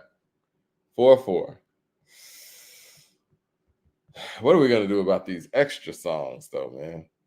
That's what I'm worried about. All right, now we got It Ain't No Fun. Doggystyle might take the lead. I will say that, man. The Chronic starts off extremely strong. Extremely strong. But Doggystyle just keeps coasting. Extremely strong. And let's see. Lyrical Gangbang. That's where we at next.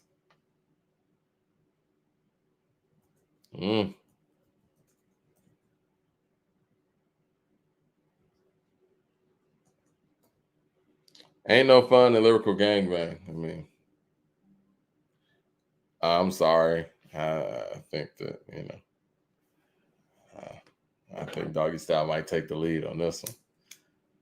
Guess who's back in the motherfucking house? Yeah.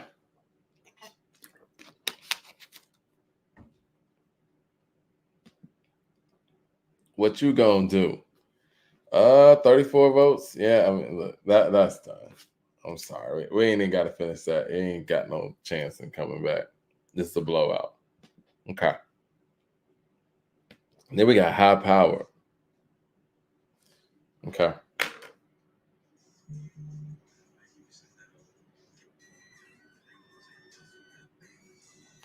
High Power ain't no song, though.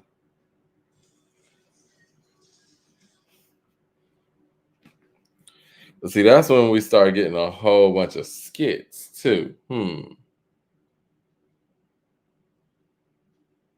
not going to rate High Power now. We're not going to do that.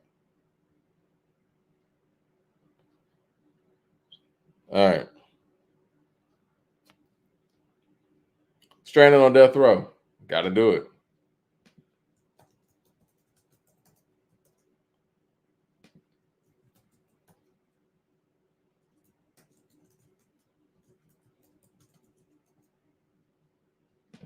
Stranded on Death Row versus Doggy Dog World.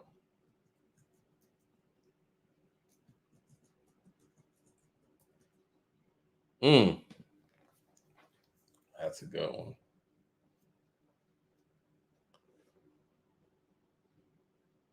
Actually, you know what? No. I'm sorry, guys. High Power. Tripping. It's going to be Doggy Dog World versus High Power.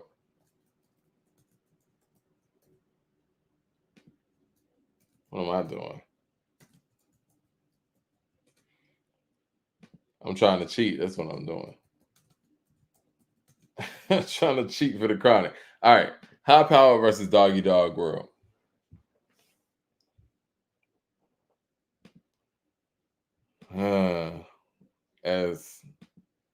As my man Super Duper would say, poll everything. Gotta poll everything. Doggy Dog World wins that, looks like. So right now, Doggystyle's up 6-4.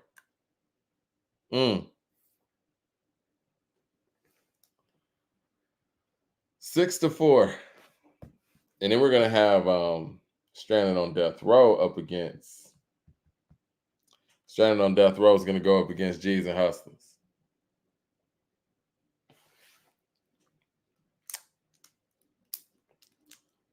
Doggy Dog World is smooth.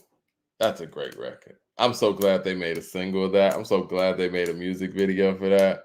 What a great record. Great record.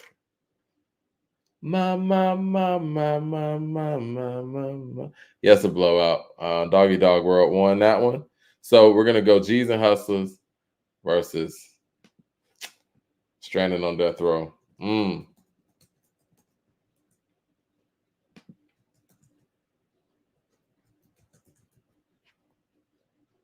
This might end up being a tie, man.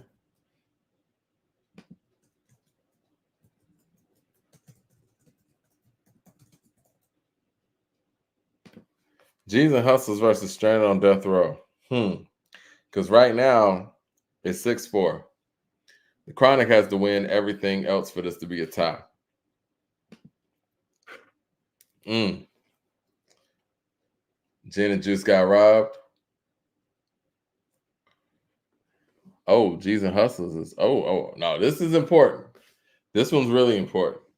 So we got 21 votes right now. We got G's and Hustlers versus Stranded on Death Row. Ooh, G's and Hustlers is running away with it. G's and Hustlers win this. Doggystyle beat the Chronic. Even with, like Super Duper said, Gin and Juice getting robbed. Even with Gin and Juice losing to Let Me Ride, it looks like Doggystyle's about to come away with this. Doggystyle's a tough album to match up song for song. It really is. We got 14 votes. I'm gonna if it stays like this, by the time we get to 40, I'm gonna have to call it because it looks like there's no way Stranded on Death Row can come back. Pump is fire. I'm surprised with G's and Hustlers being over Stranded on Death Row like that. I thought Stranded on Death Row would win that. But again, these are two great albums. You got Bow Wow at the beginning of G's and Hustlers. Talking about, you know what I'm saying? He wanted to be a hustler. Yeah. Looks like G's and Hustlers got this one, guys. Wow. Doggystyle got 7. 7-4. And the real Leonard Washington called it. He said it was gonna start getting dark for the Chronic. And it did. Let's see. Pump versus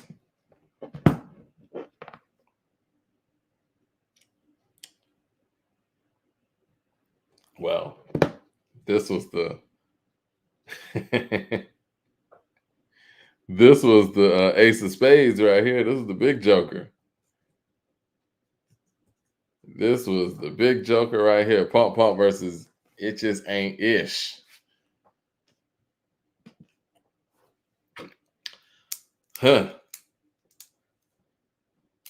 Pump's hard. Y'all got pump up? Okay, I was about to say. Yeah, no. Okay. Going track for track, and it ended up evening out because of the skits and things like that. It's that's a tough one. It is, man. Pump's crazy. I remember Pump was on Above the Rim soundtrack. Incredible record. Yeah, bitches ain't shit crazy, man. That beat, that's one of Dre's best beats, in my opinion. Well, it looks like Doggystyle beat the Chronic 7-5. That was a tough matchup. 7-5. So Doggystyle is the winner here. So if we're talking about on an all-time list, kind of got to put Doggystyle ahead of the Chronic if we went song for song. I mean, you guys got a problem with that?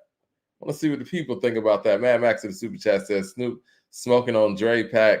This is for the G's. This is for the hustlers. I think we got Leroy Green in the building, who's from the West Coast, who could chime in on his thoughts on these results and how accurate it is. I don't know, man. The only thing I think I might have disagreed with would have given Doggystyle even more.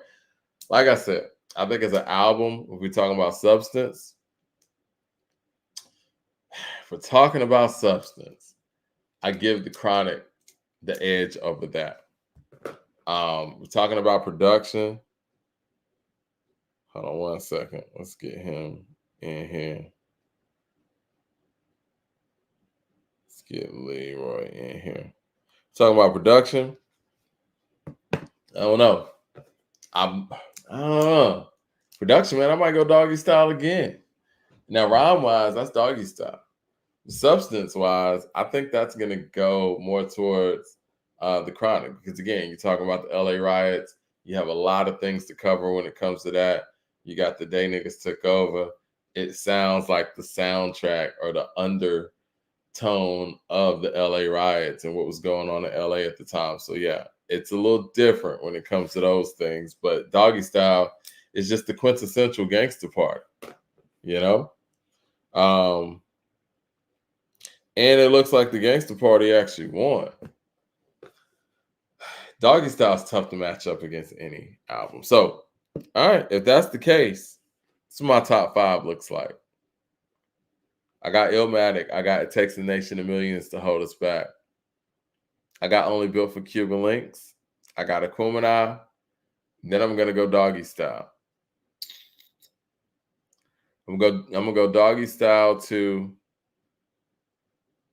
Paid in Full, because I'm looking at how bad Doggystyle beat the Chronic. I'm gonna go Paid in Full, and I'm gonna go Yada. What up? Hey, what's going on, man? Turn yourself down just a little bit. Just a little bit. Kind of peak. You know, I'm from the I had to come in yelling, man. What's up with it? What's up? What's up? What do you think about Doggystyle overtaking the Chronic song for song? I think it's a very close matchup, man. Doggystyle, the Chronic. You know, it's like one of them things with when we did All Eyes on Me and Life After Death. It's gonna be so close, you know, that wasn't close. Yeah, it wasn't close. Jiggy got blown out. Yeah, it was 15-7. Hey, you know, Doggystyle is serious work, man. I mean, so is the Chronic. But Doggystyle, man. Come on, man. You know what I mean? Is the Chronic better than Into the 36 Chambers? You know, Mike, I don't know why you asking these difficult questions, man. You know what I'm saying? I mean, I'm trying to put a list together. So, I mean, Into the 36 Chambers is crazy. But yeah, I don't know. I might give the Chronic a slight edge over it. I think I might give it a slight edge. You know, Dre got the musicality, man. That's on another level. You know what I mean? 7 with the super chat says Illmatic, Doggystyle, the Chronic, It Takes a Nation of Millions, Cuban Links for me. I'm with that. I got Aquemini at number 4. And again, if somebody feels like the Chronic is better than Aquemini, I guess I'm okay with that. I should put that in the chat. Let me see what that. But yeah, go ahead and talk. Let me put that in the chat. Yeah, no, it's a good matchup, man. It's a good matchup. You know, I didn't have too much today. I knew you was gonna do your thing. You know, great matchup between Doggystyle and the Chronic. You know, if I'm too loud in the chat, let me know, man. But I was gonna briefly get into 2 different subjects we discussed earlier. One being, what's the problem with Lupe saying he's a better rapper than Kendrick? I hear it. A lot of people feel away. And people got a problem with that? I mean, he's supposed to feel that way anyway, right? I thought you're supposed to feel like you're a better rapper. Like if you rap, aren't you supposed to feel like you better than the other rappers? Now give me some context to what's going on here. They're saying you too loud. Turn it down just a little. I'm gonna turn myself down. Yeah. Okay. Give me some context to what was going on there. Like, why did Lupe say he was better than Kendrick? How did this even come up? I mean, the context to me was he was just saying that Drake, he's a part of hip hop. Now that's the context I heard. Okay. You know, like people were saying Drake isn't even part of hip hop, and Lupe was saying, well, actually, he is a part of it. Now he said it wrong because he started talking about numbers, and you know how once you start talking about numbers, you know it's not going to go well because, people don't really. I turn myself down a little bit because people don't want to hear that. People don't want to hear the numbers argument, right?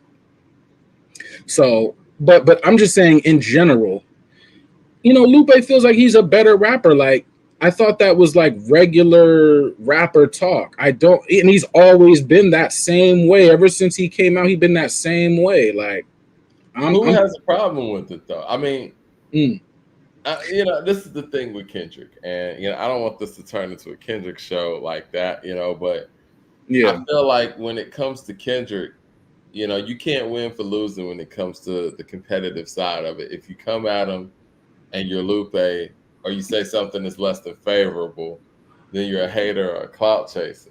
And if you say nothing, it's that whole Eminem argument, like, okay, nobody wants it. Kendrick, first things first, whether you guys like it or not, Drake is hip hop, and you got to come with a real, legitimate reason for why you think he's not. And right. just because you don't like his music doesn't mean he's not hip hop. Like hip hop, since we've been talking about the origins and all that stuff, today, hip hop started off singing and rapping. Like that's what really the foundation of hip hop on wax is, even all the way down to, on Rapper's Delight, they were doing a little bit of harmonizing while they were rapping. It happened, like right. It tastes like wood, all that stuff. So it was always some melodics in there. So it's not a good excuse to say, that's why he is not hip hop or whatever, because that's not it. You know what I mean? The other part of that is he has been a part of so many hip hop moments. Him trading bars with Lil Wayne, him making all these records with Rick Ross, him making all these club bangers for so many hip hop notable guys out there. He engaged in many rap battles, more rap battles than many of your favorite MCs have been in. So what makes him not hip hop? You might not like it, but right. I don't think that's a legitimate, thing to say when it comes to Drake.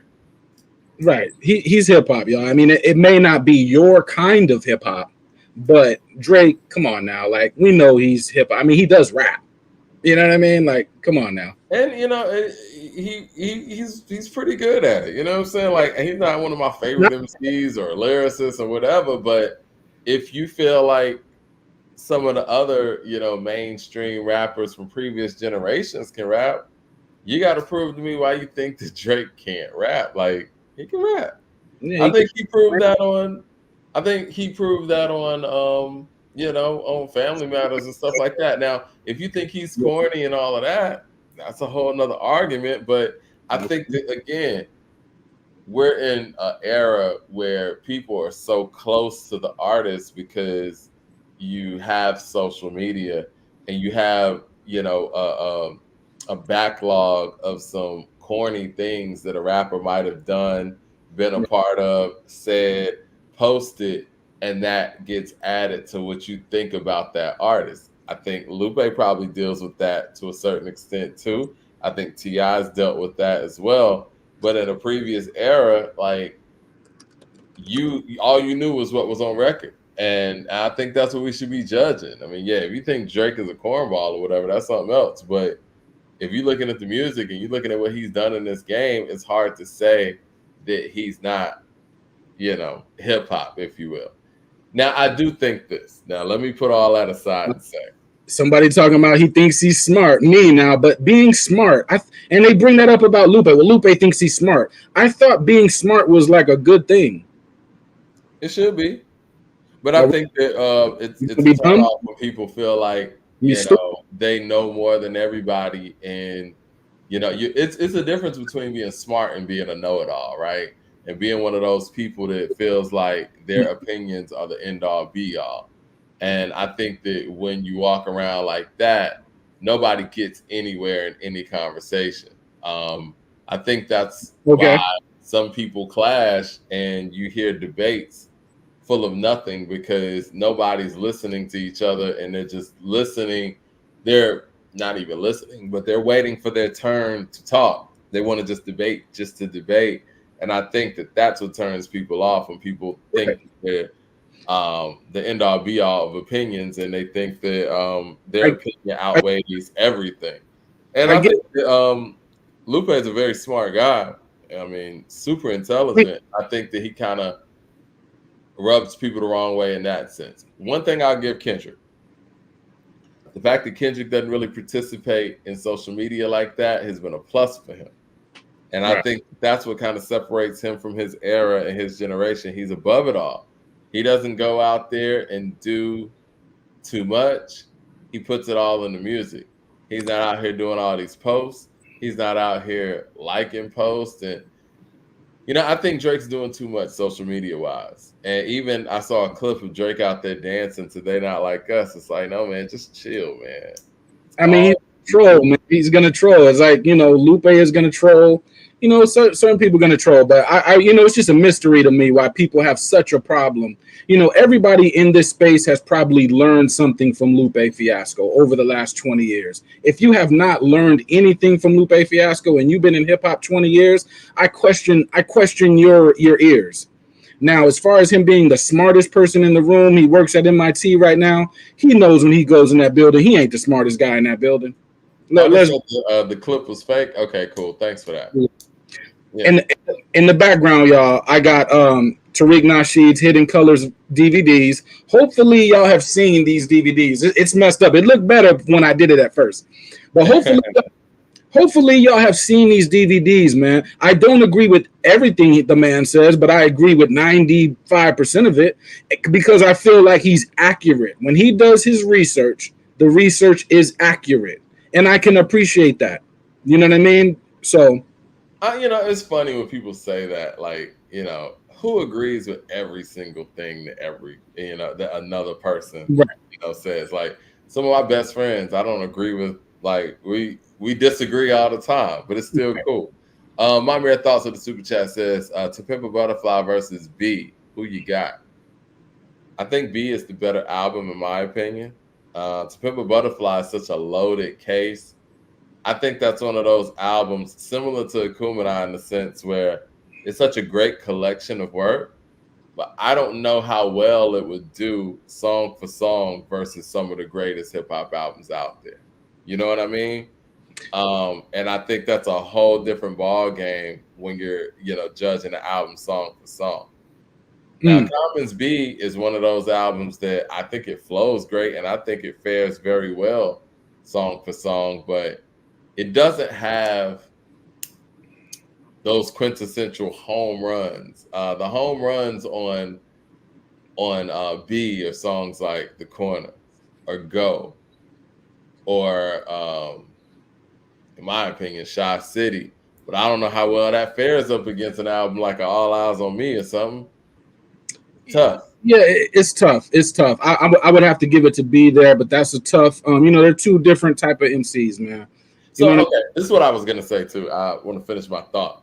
Okay. I think that there is a part of Lupe that wants to challenge Kendrick. I think that when he said that he thinks Drake should buy Jay-Z's, Dame Dash's share of Jay-Z's Reasonable Doubt album, right? I thought that was probably, and Lupe's very, very smart. And the way that he said it was, because he knows Drake will take care of it and Drake appreciates it in that way. And I thought that was a direct refute to Kendrick's claims that Drake is a culture vulture, right?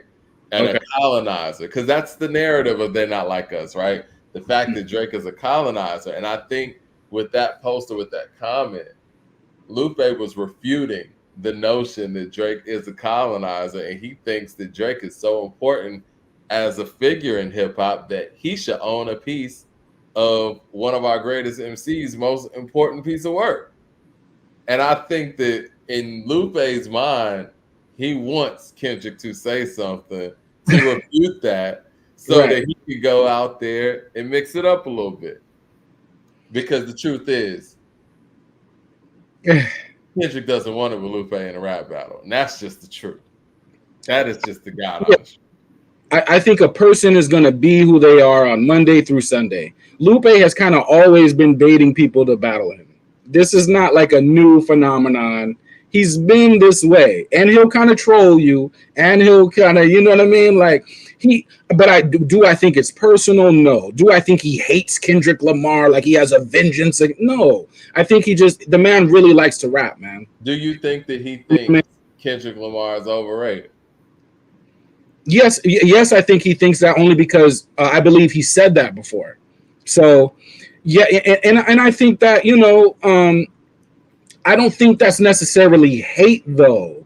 Like people are throwing around the word hate. I think rappers feel like they are better than other rappers naturally a lot of times. I think that's really how they just feel. I don't think it's because they hate them. I think it's because, okay, you rap, I rap. Oh, I think I could take you. It's not nothing personal. It's just that, bro, I've been writing so many raps for so long, and that I think I can just go with anybody. Yeah. That's what it is. Like it's not that he hates him or something. He's a rapper. He's a rapper. You know what I mean? Ill Magic with the super chat says, "To Pimp a Butterfly is a beautiful album that I don't attend to like I used to. Oh, that I don't attend to like I used to. I guess, yeah." Mad Max with the super chat says, "LOL, Lupe was all these dudes' favorite.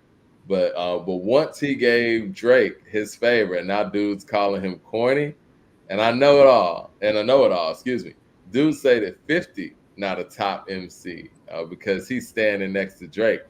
The Dotters are sus. The Dotties. He's calling them the Dotties. That's funny. The Kendall fans are Dotties now. Listen, I do think that it is interesting the level of hate that Drake gets. Like, why does Drake even get this level of hate? And I'm gonna be viewed as an OVO apologizer for even asking this question. Where does this hate for Drake come from, man? Like, I think when you're winning and winning and winning in front of people all the time, they want to see you lose. You know what I mean? I mean, that's my opinion. He's been winning since he came out the gate. So yeah, they want to see him lose. You know what I mean?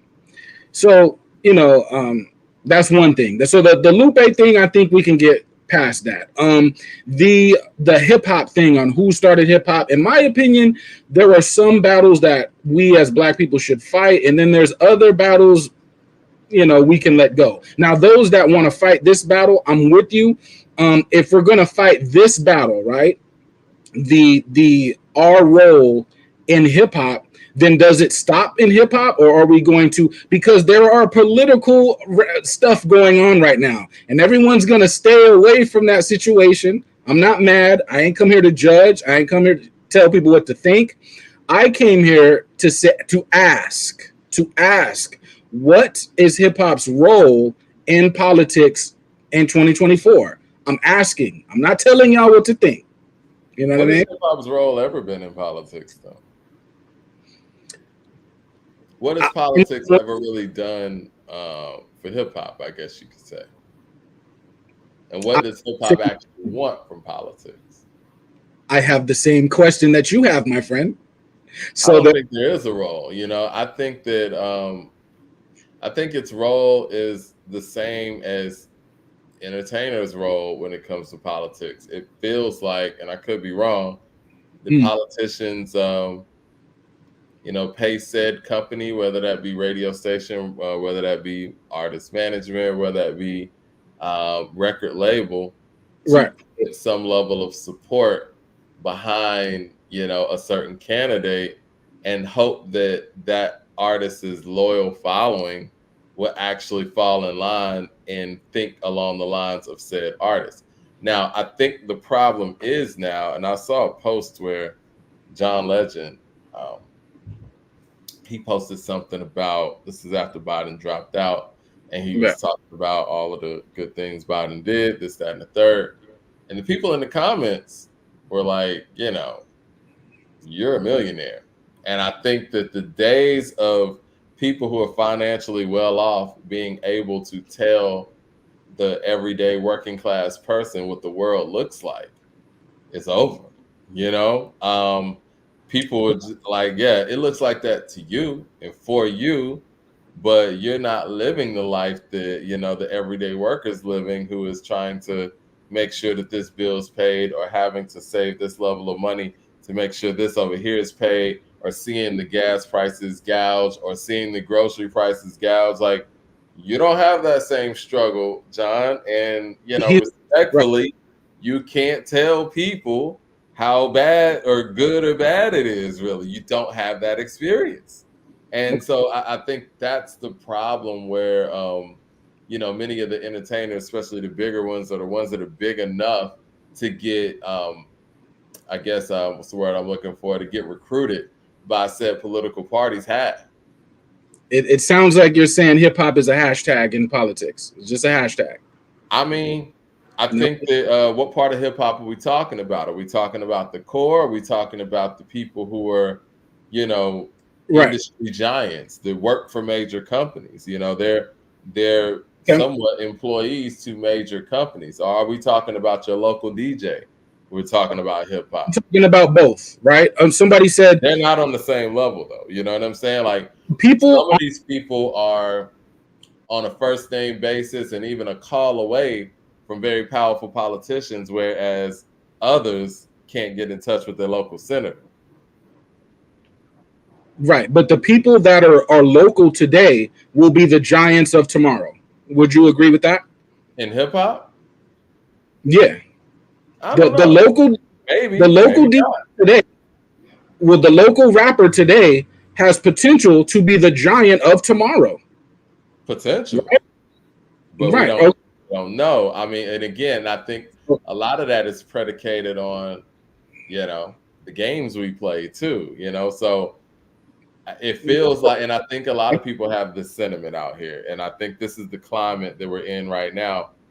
A lot of It gets people very feel quiet. like It many gets of very your silent. entertainers, I think a lot of people feel like many of your entertainers are bought and paid for and not being honest with them. And I think that that's going to be a tough thing for entertainers to be able to overcome, with this current generation, because it does feel like many of their talking points are uniform. It does feel like they're telling you what to do without actually asking you what your needs are. You know what I'm saying? Like, who made you a leader? Who told you that you could tell me what to do, type of thing. And that's not how Okay. Dr. King operated. You know what I'm saying? Like, he actually So went to the people are we to sitting find this out out? what the needs were. So is hip hop gonna get involved in politics, or are we sitting this out? Because it gets very quiet every Why election year. should Hip hip hop hop get involved in hip politics? hip hop the attitude of hip hop that I'm familiar with. I'm from the Ice Cube era. So I'm from the Ice Cube era. It was very loud, very ready to battle. But when election year comes, hip hop gets very quiet, goes into a Well, little I'm glad dark you shadow. mentioned Ice Cube, though, because when What, Ice Cube, the last are y'all election cycle, or is huh? it just you quiet, you know? I'm glad you mentioned Ice Cube, because the last election cycle, he came through with the contract for Black America, and Right. he had many scholars that he worked with, um, on that project and on that piece of legislation that he was proposing. And one party was willing to listen to it, and the other party told him they were going to get back with him after the election. The party Okay. that actually won never got back to him after the election. They had hip hop 50 parties at the White House, didn't invite him, and it's been 4 years, and, you know, no conversation or anything. So based on that, it kind of lets many people in hip hop know that for the politician or the political, apparatus, it's either their way or the highway. And so hip hop doesn't really have that voice unless their voice coincides with what they're already saying. Let me Why? get to Mad Max super chat real quick. Mad Max says, because he's a light-skinned Black man from Canada with a white mom, and has been dominating a Black American genre for 15 years, mainly because Black American talent he performs against aren't better than him. That's why he said they're hating on Drake. Um, Mad Max also says, but this is Eminem, Kanye, and Wayne's fault. You let them water down hip hop for Drake to come in, and you tell lies and act like them three are up there when they're not. when they are not. Drake is all three of them combined and better. That is very interesting. I think that he does have the. I think he does Yeah, have complexion for it's a the reach. connection that Eminem has. He has the proximity to Canada because Eminem's from Detroit, so I'm sure his Canada base is huge. So yeah, that gives him that Eminem piece. Kanye, I think he has the approach of I'm not a tough guy, um, and I'm very vulnerable that Kanye has. So I can see that. And the Wayne thing, I don't know outside of him having Wayne's cosign, but that's a very interesting thing to say he's all those guys combined in one. I mean, that's kind of a reach too, because he watered down what if he's a part of Little Wayne. I thought Little Wayne was hip hop too, and if it's him singing, are we really gonna act like singing wasn't already a part of hip hop anyway? Well, he did say that Wayne watered down hip hop, and maybe he's talking about the auto tune that Wayne invoked in much of his music. And I think that even though Drake didn't really walk in, well, he kind of walked in with some auto tune because that was what it Right. was at the time. But he didn't use as much auto tune as Wayne, if you will. Wayne was Here's the crazy thing, with the auto tune, if we remember perfectly. and I hate to say it, but if you are not a melodic rapper, then auto tune may help you out. Now, I never thought I would say that, never. But if you are not a melodic rapper, then auto tune may help you out. No, that's one thing. But what Wayne did is this, right? And I'm going to compare Wayne to my political question, right? Wayne didn't come in the mixtape era. Wayne didn't say, "Okay, I'm the best rapper. Can I please have permission to call myself the best rapper?" He didn't ask for permission. He came in and said, "I'm the best rapper because I'm saying I'm the best rapper. And if you don't like it, we can get it popping." That's the attitude I'm familiar with hip hop. So why, when election year comes around, we don't have that approach? Wayne didn't ask for permission. So Wayne, I guess, what do you think hip hop's role in politics is? I think that hip hop should find a backbone, right? In the political world. Now, I'm not going to tell you what side to go for. I'm not going to, because people think, well, if I vote here, that means that's my friend. Voting for someone doesn't mean you're their friend. I think we have a different, I think we don't understand what voting is about. Voting means I'm holding this person accountable, right? It doesn't mean that's my friend, right? So, but I think that hip hop should say, look, we've been here long enough. It's been 50 years. We have dominated culture. We have led culture. All these 4 years, you come every 4 years. The other 3 years, we dictate what's going on in culture. I'm not going to ask for permission to be great. I'm not going to ask you for what you're going to give me. I'm going to tell you what you're going to give me based on the fact that But you are there's a thing called a voting block. If hip hop asserts itself as a block, they will have no choice but to go through that block. So, if there aren't any policies on the table for said hip hop community, like what do you expect the hip hop community to do? Because at the end of the day, it is on the job. It is the job of the politician to get the constituency,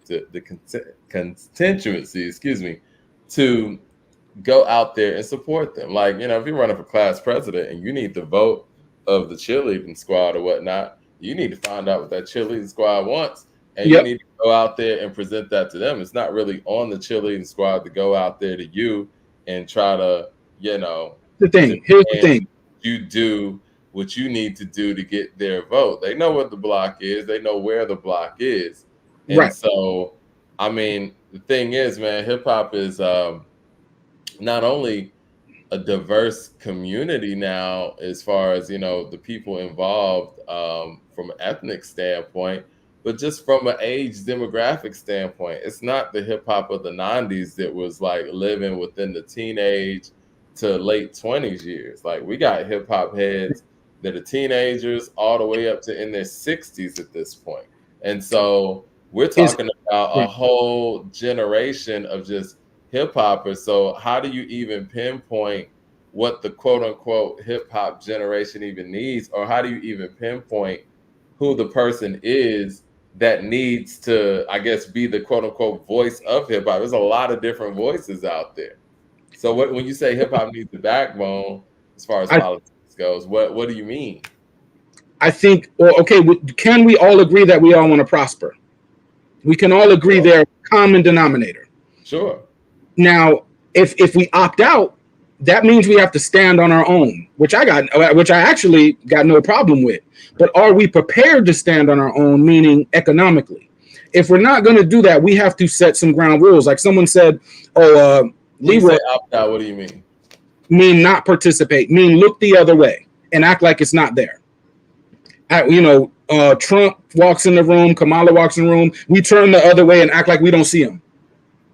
Now, if you want to play that game, okay. But if we play that game, we have to be able to set up our own stuff. In which I don't hear that talk. Is hip hop an entertainment or is it a culture? If it's just entertainment, we got to stop calling hip hop culture, because culture means that you put stuff forward. And you have rules and things in place. Yeah, I get that. I mean, I think it's a little bit of both. Yeah, I'm trying to teach, and colleges are open, and they're like, well, we don't know what to teach. You know about hip hop, not us. So you got to make a syllabus. A syllabus is making a plan, and it's on you. Yeah, I got you. You. There is a lot of that going on, and again, there is a hip hop culture and there's a hip hop industry, and they all kind of live in concert. And even at this point, you have the industry praising said cultural aspects and those things, so the lines kind of get blurred. But as far as like, having to organize and mobilize and all this stuff, man, at the end of the day, other cultures don't have to do that. They just sit there and do it. No. This is what they do when it's voting time. They either say, you know what, is there something out here for me? If it is, cool, I'm gonna vote this way. If it's not, then I'm gonna sit this one out, because you know what? It's on that politician that loses to see where they lost. And just like in any other sport and any level of competition, it's like, okay, this is where I lost and this is where I could have won. And what do I need to do to be proactive on my end to make sure that I do for these people who were unspoken for that could have pushed me past the finish line? I mean, that's just what it is. So what you're saying is they actively take control of their own community without being asked. What do you mean? Who? The reason they can opt out of being involved in politics is because they don't need to ask you to build a grocery store. They'll build it themselves. They don't need to ask you to. No. I mean, I don't know who you're talking about specifically, but there are communities that also get stipends and also get funding, and I mean, and it's documented, and get money that's earmarked to them by being considered minority businesses and things of that nature to build those grocery stores. So no, those things don't just. Are we a minority business? Is hip hop a minority business? We qualify. Hip hop is a minority business, right? I'll tell you this. I think, and I know people personally, people who are putting together these hip hop museums, hip hop Hall of Fames, and things like that. Right. They make it harder to get the money that shouldn't be that difficult to get, that's already allotted for things of that nature, And I think that's why Hip Hop 50 was a real big deal, because they wanted to make sure that hip hop was viewed as a cultural piece, so that when it comes down to getting government funding when necessary, like other entities get, you're able to point to hip hop as a cultural historical landmark, and this is an educational thing. And even with all of that going on, again, I'm just speaking about some of the people I know personally, they find it very difficult to receive money that should be easy for them to receive, that some of their, non-Black counterparts don't. Who makes it difficult? Who makes it difficult? The system itself is making it difficult. Am I correct? Everyone that is in a position of power, they make that very difficult for, Black-owned historians, whatever. Absolutely. We are at a point where if we want to do something, right? I'm a big Nipsey Hussle fan, right? Let's take Nipsey Hussle's agenda with Crenshaw and let's multiply that around the country and every hood around the country. If we are going to do that, are we going to ask politely for permission to do that? Well, or are we aggressively do that? I don't want to refute. I mean, I'm just going to keep it really honest and keep it with the facts. Even Nipsey has struggles with what he was able to do because police were all the local government was all over his store. Right. He wasn't able to, have firearms anywhere near his store. I was told that, a lot of local police were messing with him around there or whatever, shaking him down. And ultimately, they got what they wanted and they removed those entities from that store, and the store is not. Y'all don't want no smoke. Y'all don't want no smoke with politics. Is what I'm hearing is y'all just don't want no smoke. No one's saying anything like that. What are you getting from that? What we're saying and what I'm saying. I didn't say anything like that. What I'm saying is put the onus on the person that needs your support to do what they need to do to gain your support. That's it. And I think that, there's a generation that feels that way, and rightfully so, because they've seen it operate the other way around and it hasn't worked out for them. I think that even when we look at, like I said, with Ice Cube in 2020, if the Democratic Party that actually won that election would have kept their word and said, you know what, we said after the election, come on, let's look at this contract with Black America. I think that would have went a long way with the generation. But the fact that they told him to wait after the election, and then after the election, after 4 years, heard nothing, and he wasn't reached out to those people, by those people, that's just not a good look. And for a certain generation, they're like, okay, that looks just like how I thought it would go.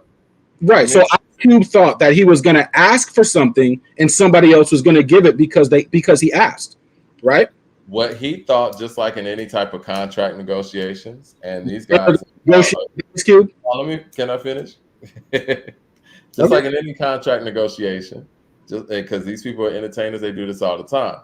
He thought that he was going to put out what he wanted for that vote, and it was a bipartisan document. So I'm going to put this out there, and whoever is willing to meet me in the middle here, or willing to actually do the things that are in this document, then we would give that support. You know what I mean? And so that's all that is. And that's no different than any contract negotiation that an athlete does, that somebody does to go get a raise. You go out there and list what you want, and then it's on the company or whoever to say, you know what, we're going to meet that because we respect you enough. We want to keep you around. We want to utilize your services. We like what you do. We rock with how you get down. We'll give you what you want. Either that or they say no. And that's all that is. So if they say no, it's no different. So if they say no, does that mean we don't accomplish our goal? Like I think hip hop. You just go back and renegotiate. Please give me something. And when they say no. Why do we always have to go there? It's not. Do you think that when LeBron James is out there doing his contract negotiation, he's telling the lady to please give me something? But he puts out a list of what he wants, and if you want to utilize my services, if you want my vote, if you want my support, this is what it's going to take. It's not a please anything. It's just what it is. He's also leveraging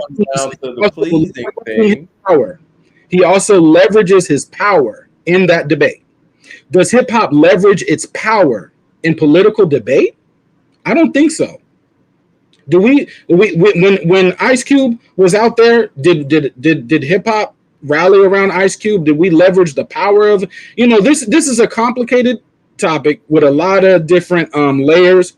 But when I said hip hop needs to grow a backbone, it's not like I'm coming down on hip hop, right? But what it sounds like is we look for any reason to not even meet at the table. We just don't want to be involved. So any way we could sneak out from not being involved, we do. They said no. Well, they won't negotiate. Well, they won't call back. Well, there's our neighborhoods are this way. Look, I feel like we're talking in circles, and I feel like you get my point, but you're just continuously bringing it around. Like, I get you really wanted to talk about this, though. Why are you? Let me ask you this: why are you so passionate about this? Well, because look, I'm not trying to tell people what to think because that's too easy, right? Oh, he said you should think this. No, I'm trying to get you. I'm trying to get other people. Go out there, talk to people that disagree with you. You know, relatively smart people, but you know, find out what their thing is. But I'm saying this: we are at a stage where hip hop is at the 50th mark. There are things we can do without permission. There are things we can accomplish without permission. There are things we can make a foothold and establishment in these communities without permission. Hip hop needs to exercise its true power. We are a situation for them.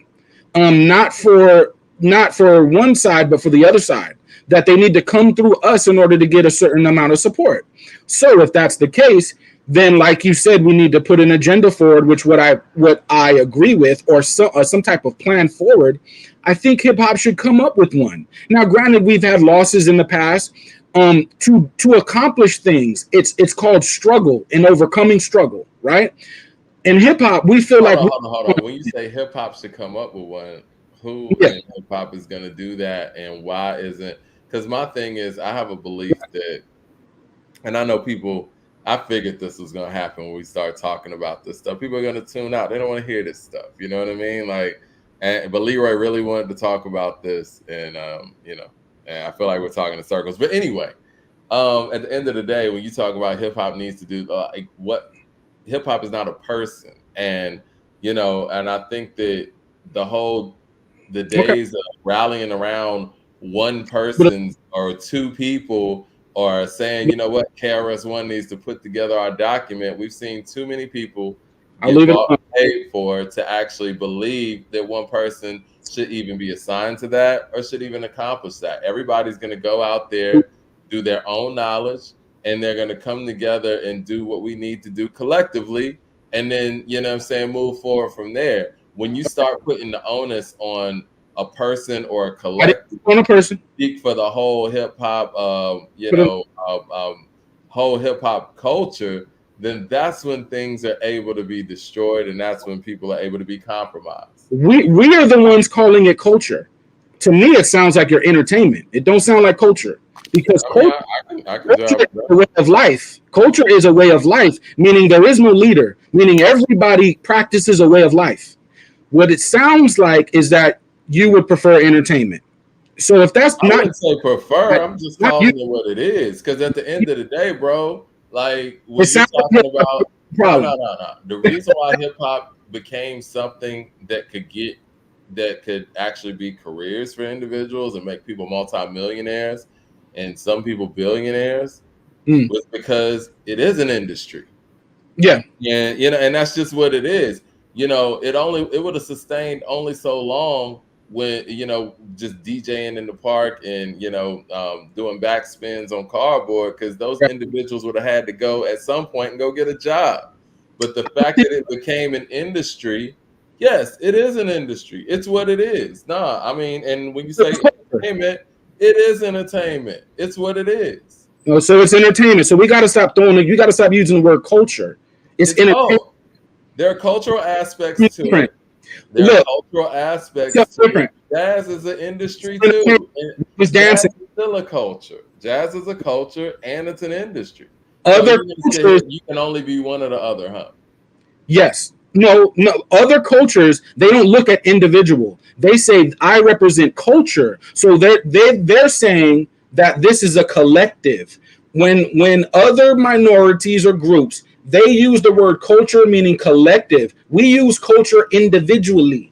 If we're gonna be individual, that's entertainment. We're entertaining.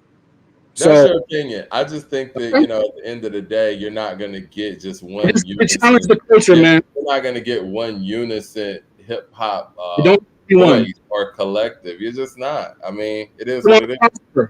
We all want to prosper, right? So can we agree that we all want to prosper? Can I get everyone to agree on that? That is a common denominator. I mean, that's just obvious, man. It's like that's what we're here to do. So other cultures that want to prosper, when they use the word culture, they're talking about the entirety of the group. They are not talking individually. All right, So, what's the point? What's the point? What's the point here? No, I'm gonna leave it there. I just want everybody use it. There is no point. I know y'all don't want that, man. Hip hop. No, I mean, but I'm just saying, like, what's the point? What's the resolution? Hip hop is bluffing. You're bluffing like you're tough, but when it comes time to actually be tough, I don't know what that means. No, hip hop as a culture is bluffing. How? Like tough. How? When it's time to actually be tough, meaning meet at the table with people that have less than favorable things for you. We somehow don't want to be at the table. That's done though. I mean, because you have been very vocal about the fact that you didn't like the fact that Kanye West sat down with Trump in the Oval Office, and so that's an example of what you were just saying. Do we really think Kanye was speaking about culture in that office, or was he just speaking about Donald Trump? You don't know what he was doing in there. I'm just saying. Tape. We saw him on. It's recorded on tape. Well, I mean, he was the first person to say "Free Larry Hoover" too. Talking about one guy, Larry Hoover. You know, which I'm not mad at, but if we're gonna narrow everything down to one person every time we have these discussions, then hip hop is entertaining. Well, that's what you're doing. You talking about hip hop needs this, like who's gonna do that? Like, you know what I'm saying? Like, there's not gonna be a collective. There's not gonna be a collective hip hop voice that's going to put together, different. You want a Bill of Rights put together by the hip hop collective, huh? Yes, we all want to prosper. So if I can put one sentence in that Bill of Rights, can we all agree that we all would like to prosper? So if we're going to say culture is collective. If we keep talking about individuals, that's not culture. That's entertainment. So what it sounds like is y'all is we want to be entertainment. So if that's the case, let's entertain. But I have to challenge the culture. It's no disrespect, Mike. You my guy, man. You my guy. Way to derail the episode, right? You my guy, but I'm gonna let it go, man. We'll go back at another time. But I do think it's a lot to be learned, and I think that it's painful, it's hard discussion, and I think people run from what's painful and what's hard, and I just don't want to. I just don't think hip hop should keep running. Okay. All right. Doggystyle beat the Chronic. Yeah. All right. I'm going to holler at you, Leroy. It's all good. I'm going to holler at you in a minute, man. Shout out to the chat. Yes, sir. Mad Max in the super chat says hip hop is an art form and art is a part of culture, for sure. I don't think that it's as a one thing or another thing. I mean, obviously, you need money and sustainability for people to be able to turn a career into things. And I think that one of the things that happened early on in hip hop before the music side of it got involved, it was one of those things that, people around the way did, but once they got to a certain age, they had to go do something else. And what the records did was actually introduce hip hop into the record industry.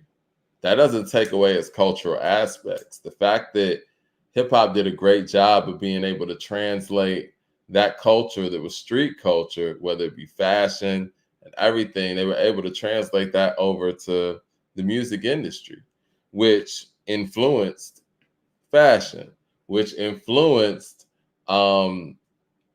everything from being able to sell products, the Sprite commercials that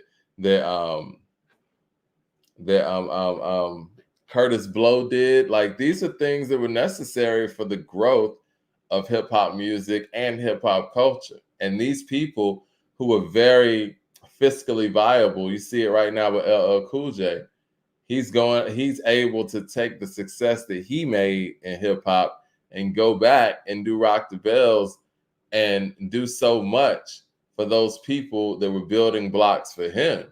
And so, yes, that's culture. You can't sit here and tell me that what LL Cool J has done in his story and what he's currently doing in regards to hip hop and his journey is not a cultural piece, because it is. He said it himself. He wanted to make a cultural album. He's doing it right now with Q-Tip. Mad Max with Super Chat says, same way certain martial arts is a part of culture. Exactly. And there is some martial arts that's actually entertainment. Mad Max says, is Kung Fu not a part of Chinese culture? Yeah. And is Bruce Lee just the entertainer, or is he just part of culture? I don't think it has to be one thing or other. I think that both things have to be able to, one thing can sustain the other, you know? Culture, yeah. It's a culture is built off entertainment. Listen, if it wasn't for the entertainment side of it, and a lot of people, you just got to be honest with yourself. If it wasn't for the entertainment side of it, I probably wouldn't even know about hip hop in that way. And I think a lot of us gravitated to the culture based on, you know, how much we love the entertainment side of it. Wu-Tang is an entertaining group. Wu-Tang is an entertainment juggernaut, but they're also extremely cultural. They move with a purpose. These guys are God body, all of that. But because of their entertainers and they make money as entertainers, that doesn't take any of that away. I'm not going to sit here and say that Wu-Tang is any less legit on their cultural aspect and the things that they care about culturally because they make their money off being entertainers in this art. No, it's both. And I think that's cool. Now, I mean, and look, I warn all the guys, you know, of these conversations, because I think when we had these conversations like this, we're talking in circles. I don't think that it is politicians are politicians. And I don't even want to end the show like this, but, you know, they're going to do whatever they got to do to get votes, and let them do that. And I don't think hip hop per se has anything to do with that, really, unless we're talking about the individuals who are in it, who want to get involved for whatever reason they want to get involved. They don't have to feel obligated to do so. And if that's your bag and that's what you're into, and you're collectively forward thinking when it comes to those things, and you're passionate about it, go for it. You know, Killer Mike's clearly passionate about politics and clearly involved. And we hadn't really seen him get too involved in this cycle, and that's fine too. That's his prerogative as a private citizen of the United States. You got freedom to do that. But I don't think that if certain people in hip hop feel like they don't want to get involved in this way or other, I don't think they should be shamed for that. If that's what they want to do, it's what they want to do. If you want to go out there like Plies and, you know, commentate on every single thing you see, that's fine too. I mean, everybody's watching. Everybody sees your stance on things, but, you know, it's such a loaded question. I was asked that question earlier, like hip hop's role in politics. I don't know. I don't know what that even means, actually. But yes, if you're a conscious rapper, I mean, even when you talk about the conscious MCs, that's a whole nother show for a whole nother day. All right. So before I get out of here, though, you guys want me to take out Good Kid, Mad City at the top 25. I don't know if that's legit. I don't know if we can do that. I think that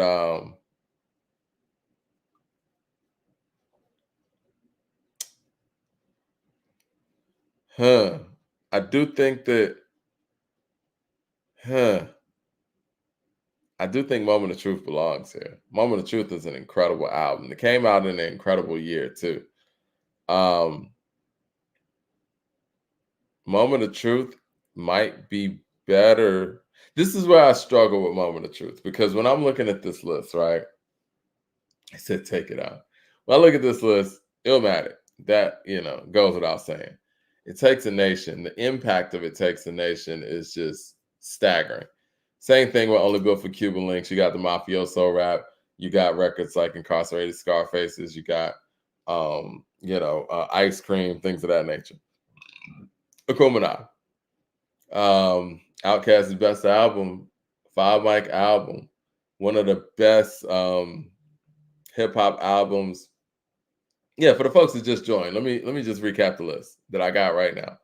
Illmatic, It Takes a Nation of Millions to Hold Us Back, Only Built for Cuban Links, Akumanai, The Chronic, Doggystyle, Paid in Full, Enter the 36 Chambers, The Low End Theory, Get Rich or Die Trying, Great Adventures of Slick Rick, Life After Death, All Eyes on Me, My Beautiful Dark Twisted Fantasy, Death Certificate, Straight Outta Compton, It's Dark and Hell is Hot, B, Supreme Clientele, Reasonable Doubt, Good Kid, Mad City, The Infamous, The College Dropout, Ready to Die, Me Against the World. Now, Kanye has 2 here. I think The College Dropout is extremely important, and I think that My Beautiful Dark Twisted Fantasy is extremely important. Saying all that to say, and y'all heard the list, as great of an album as Moment of Truth is, did it shift things? And does it have those quintessential songs that you think could overtake the albums that are on this list? The College Dropout has Jesus Walks on it. It has Spaceships on it. It has All Falls Down on it. It has like Never Let Me Down on it. These are classic moments. My Beautiful Dark Twisted Fantasy. I mean, I could go on and on. Track for track, that's a tough one to beat. Somebody said Midnight Marauders over Good Kid, Mad City. But y'all really don't like Good Kid, Mad City being on here, huh? Main ingredient over Good Kid, Mad City. Good Kid, Mad City was being thought of, and it still is thought of, as this generation's Illmatic. And I do think that it will look like era bias if it's not on there. I do want to talk about Riding Dirty and Coming Out Hard not being on there. I think the Southern impact is high. The overall impact's not as high as some of these records that are on here. And I know that's not fair to the South, but you know, it's just kind of how I'm justifying it. Other than that, Mr. Don't Play, incredible album, one of my personal favorites. Like I said, I want to talk to Pat about it, but I don't know. Overall impact with these 25 is tough. Mad Max says because marketing.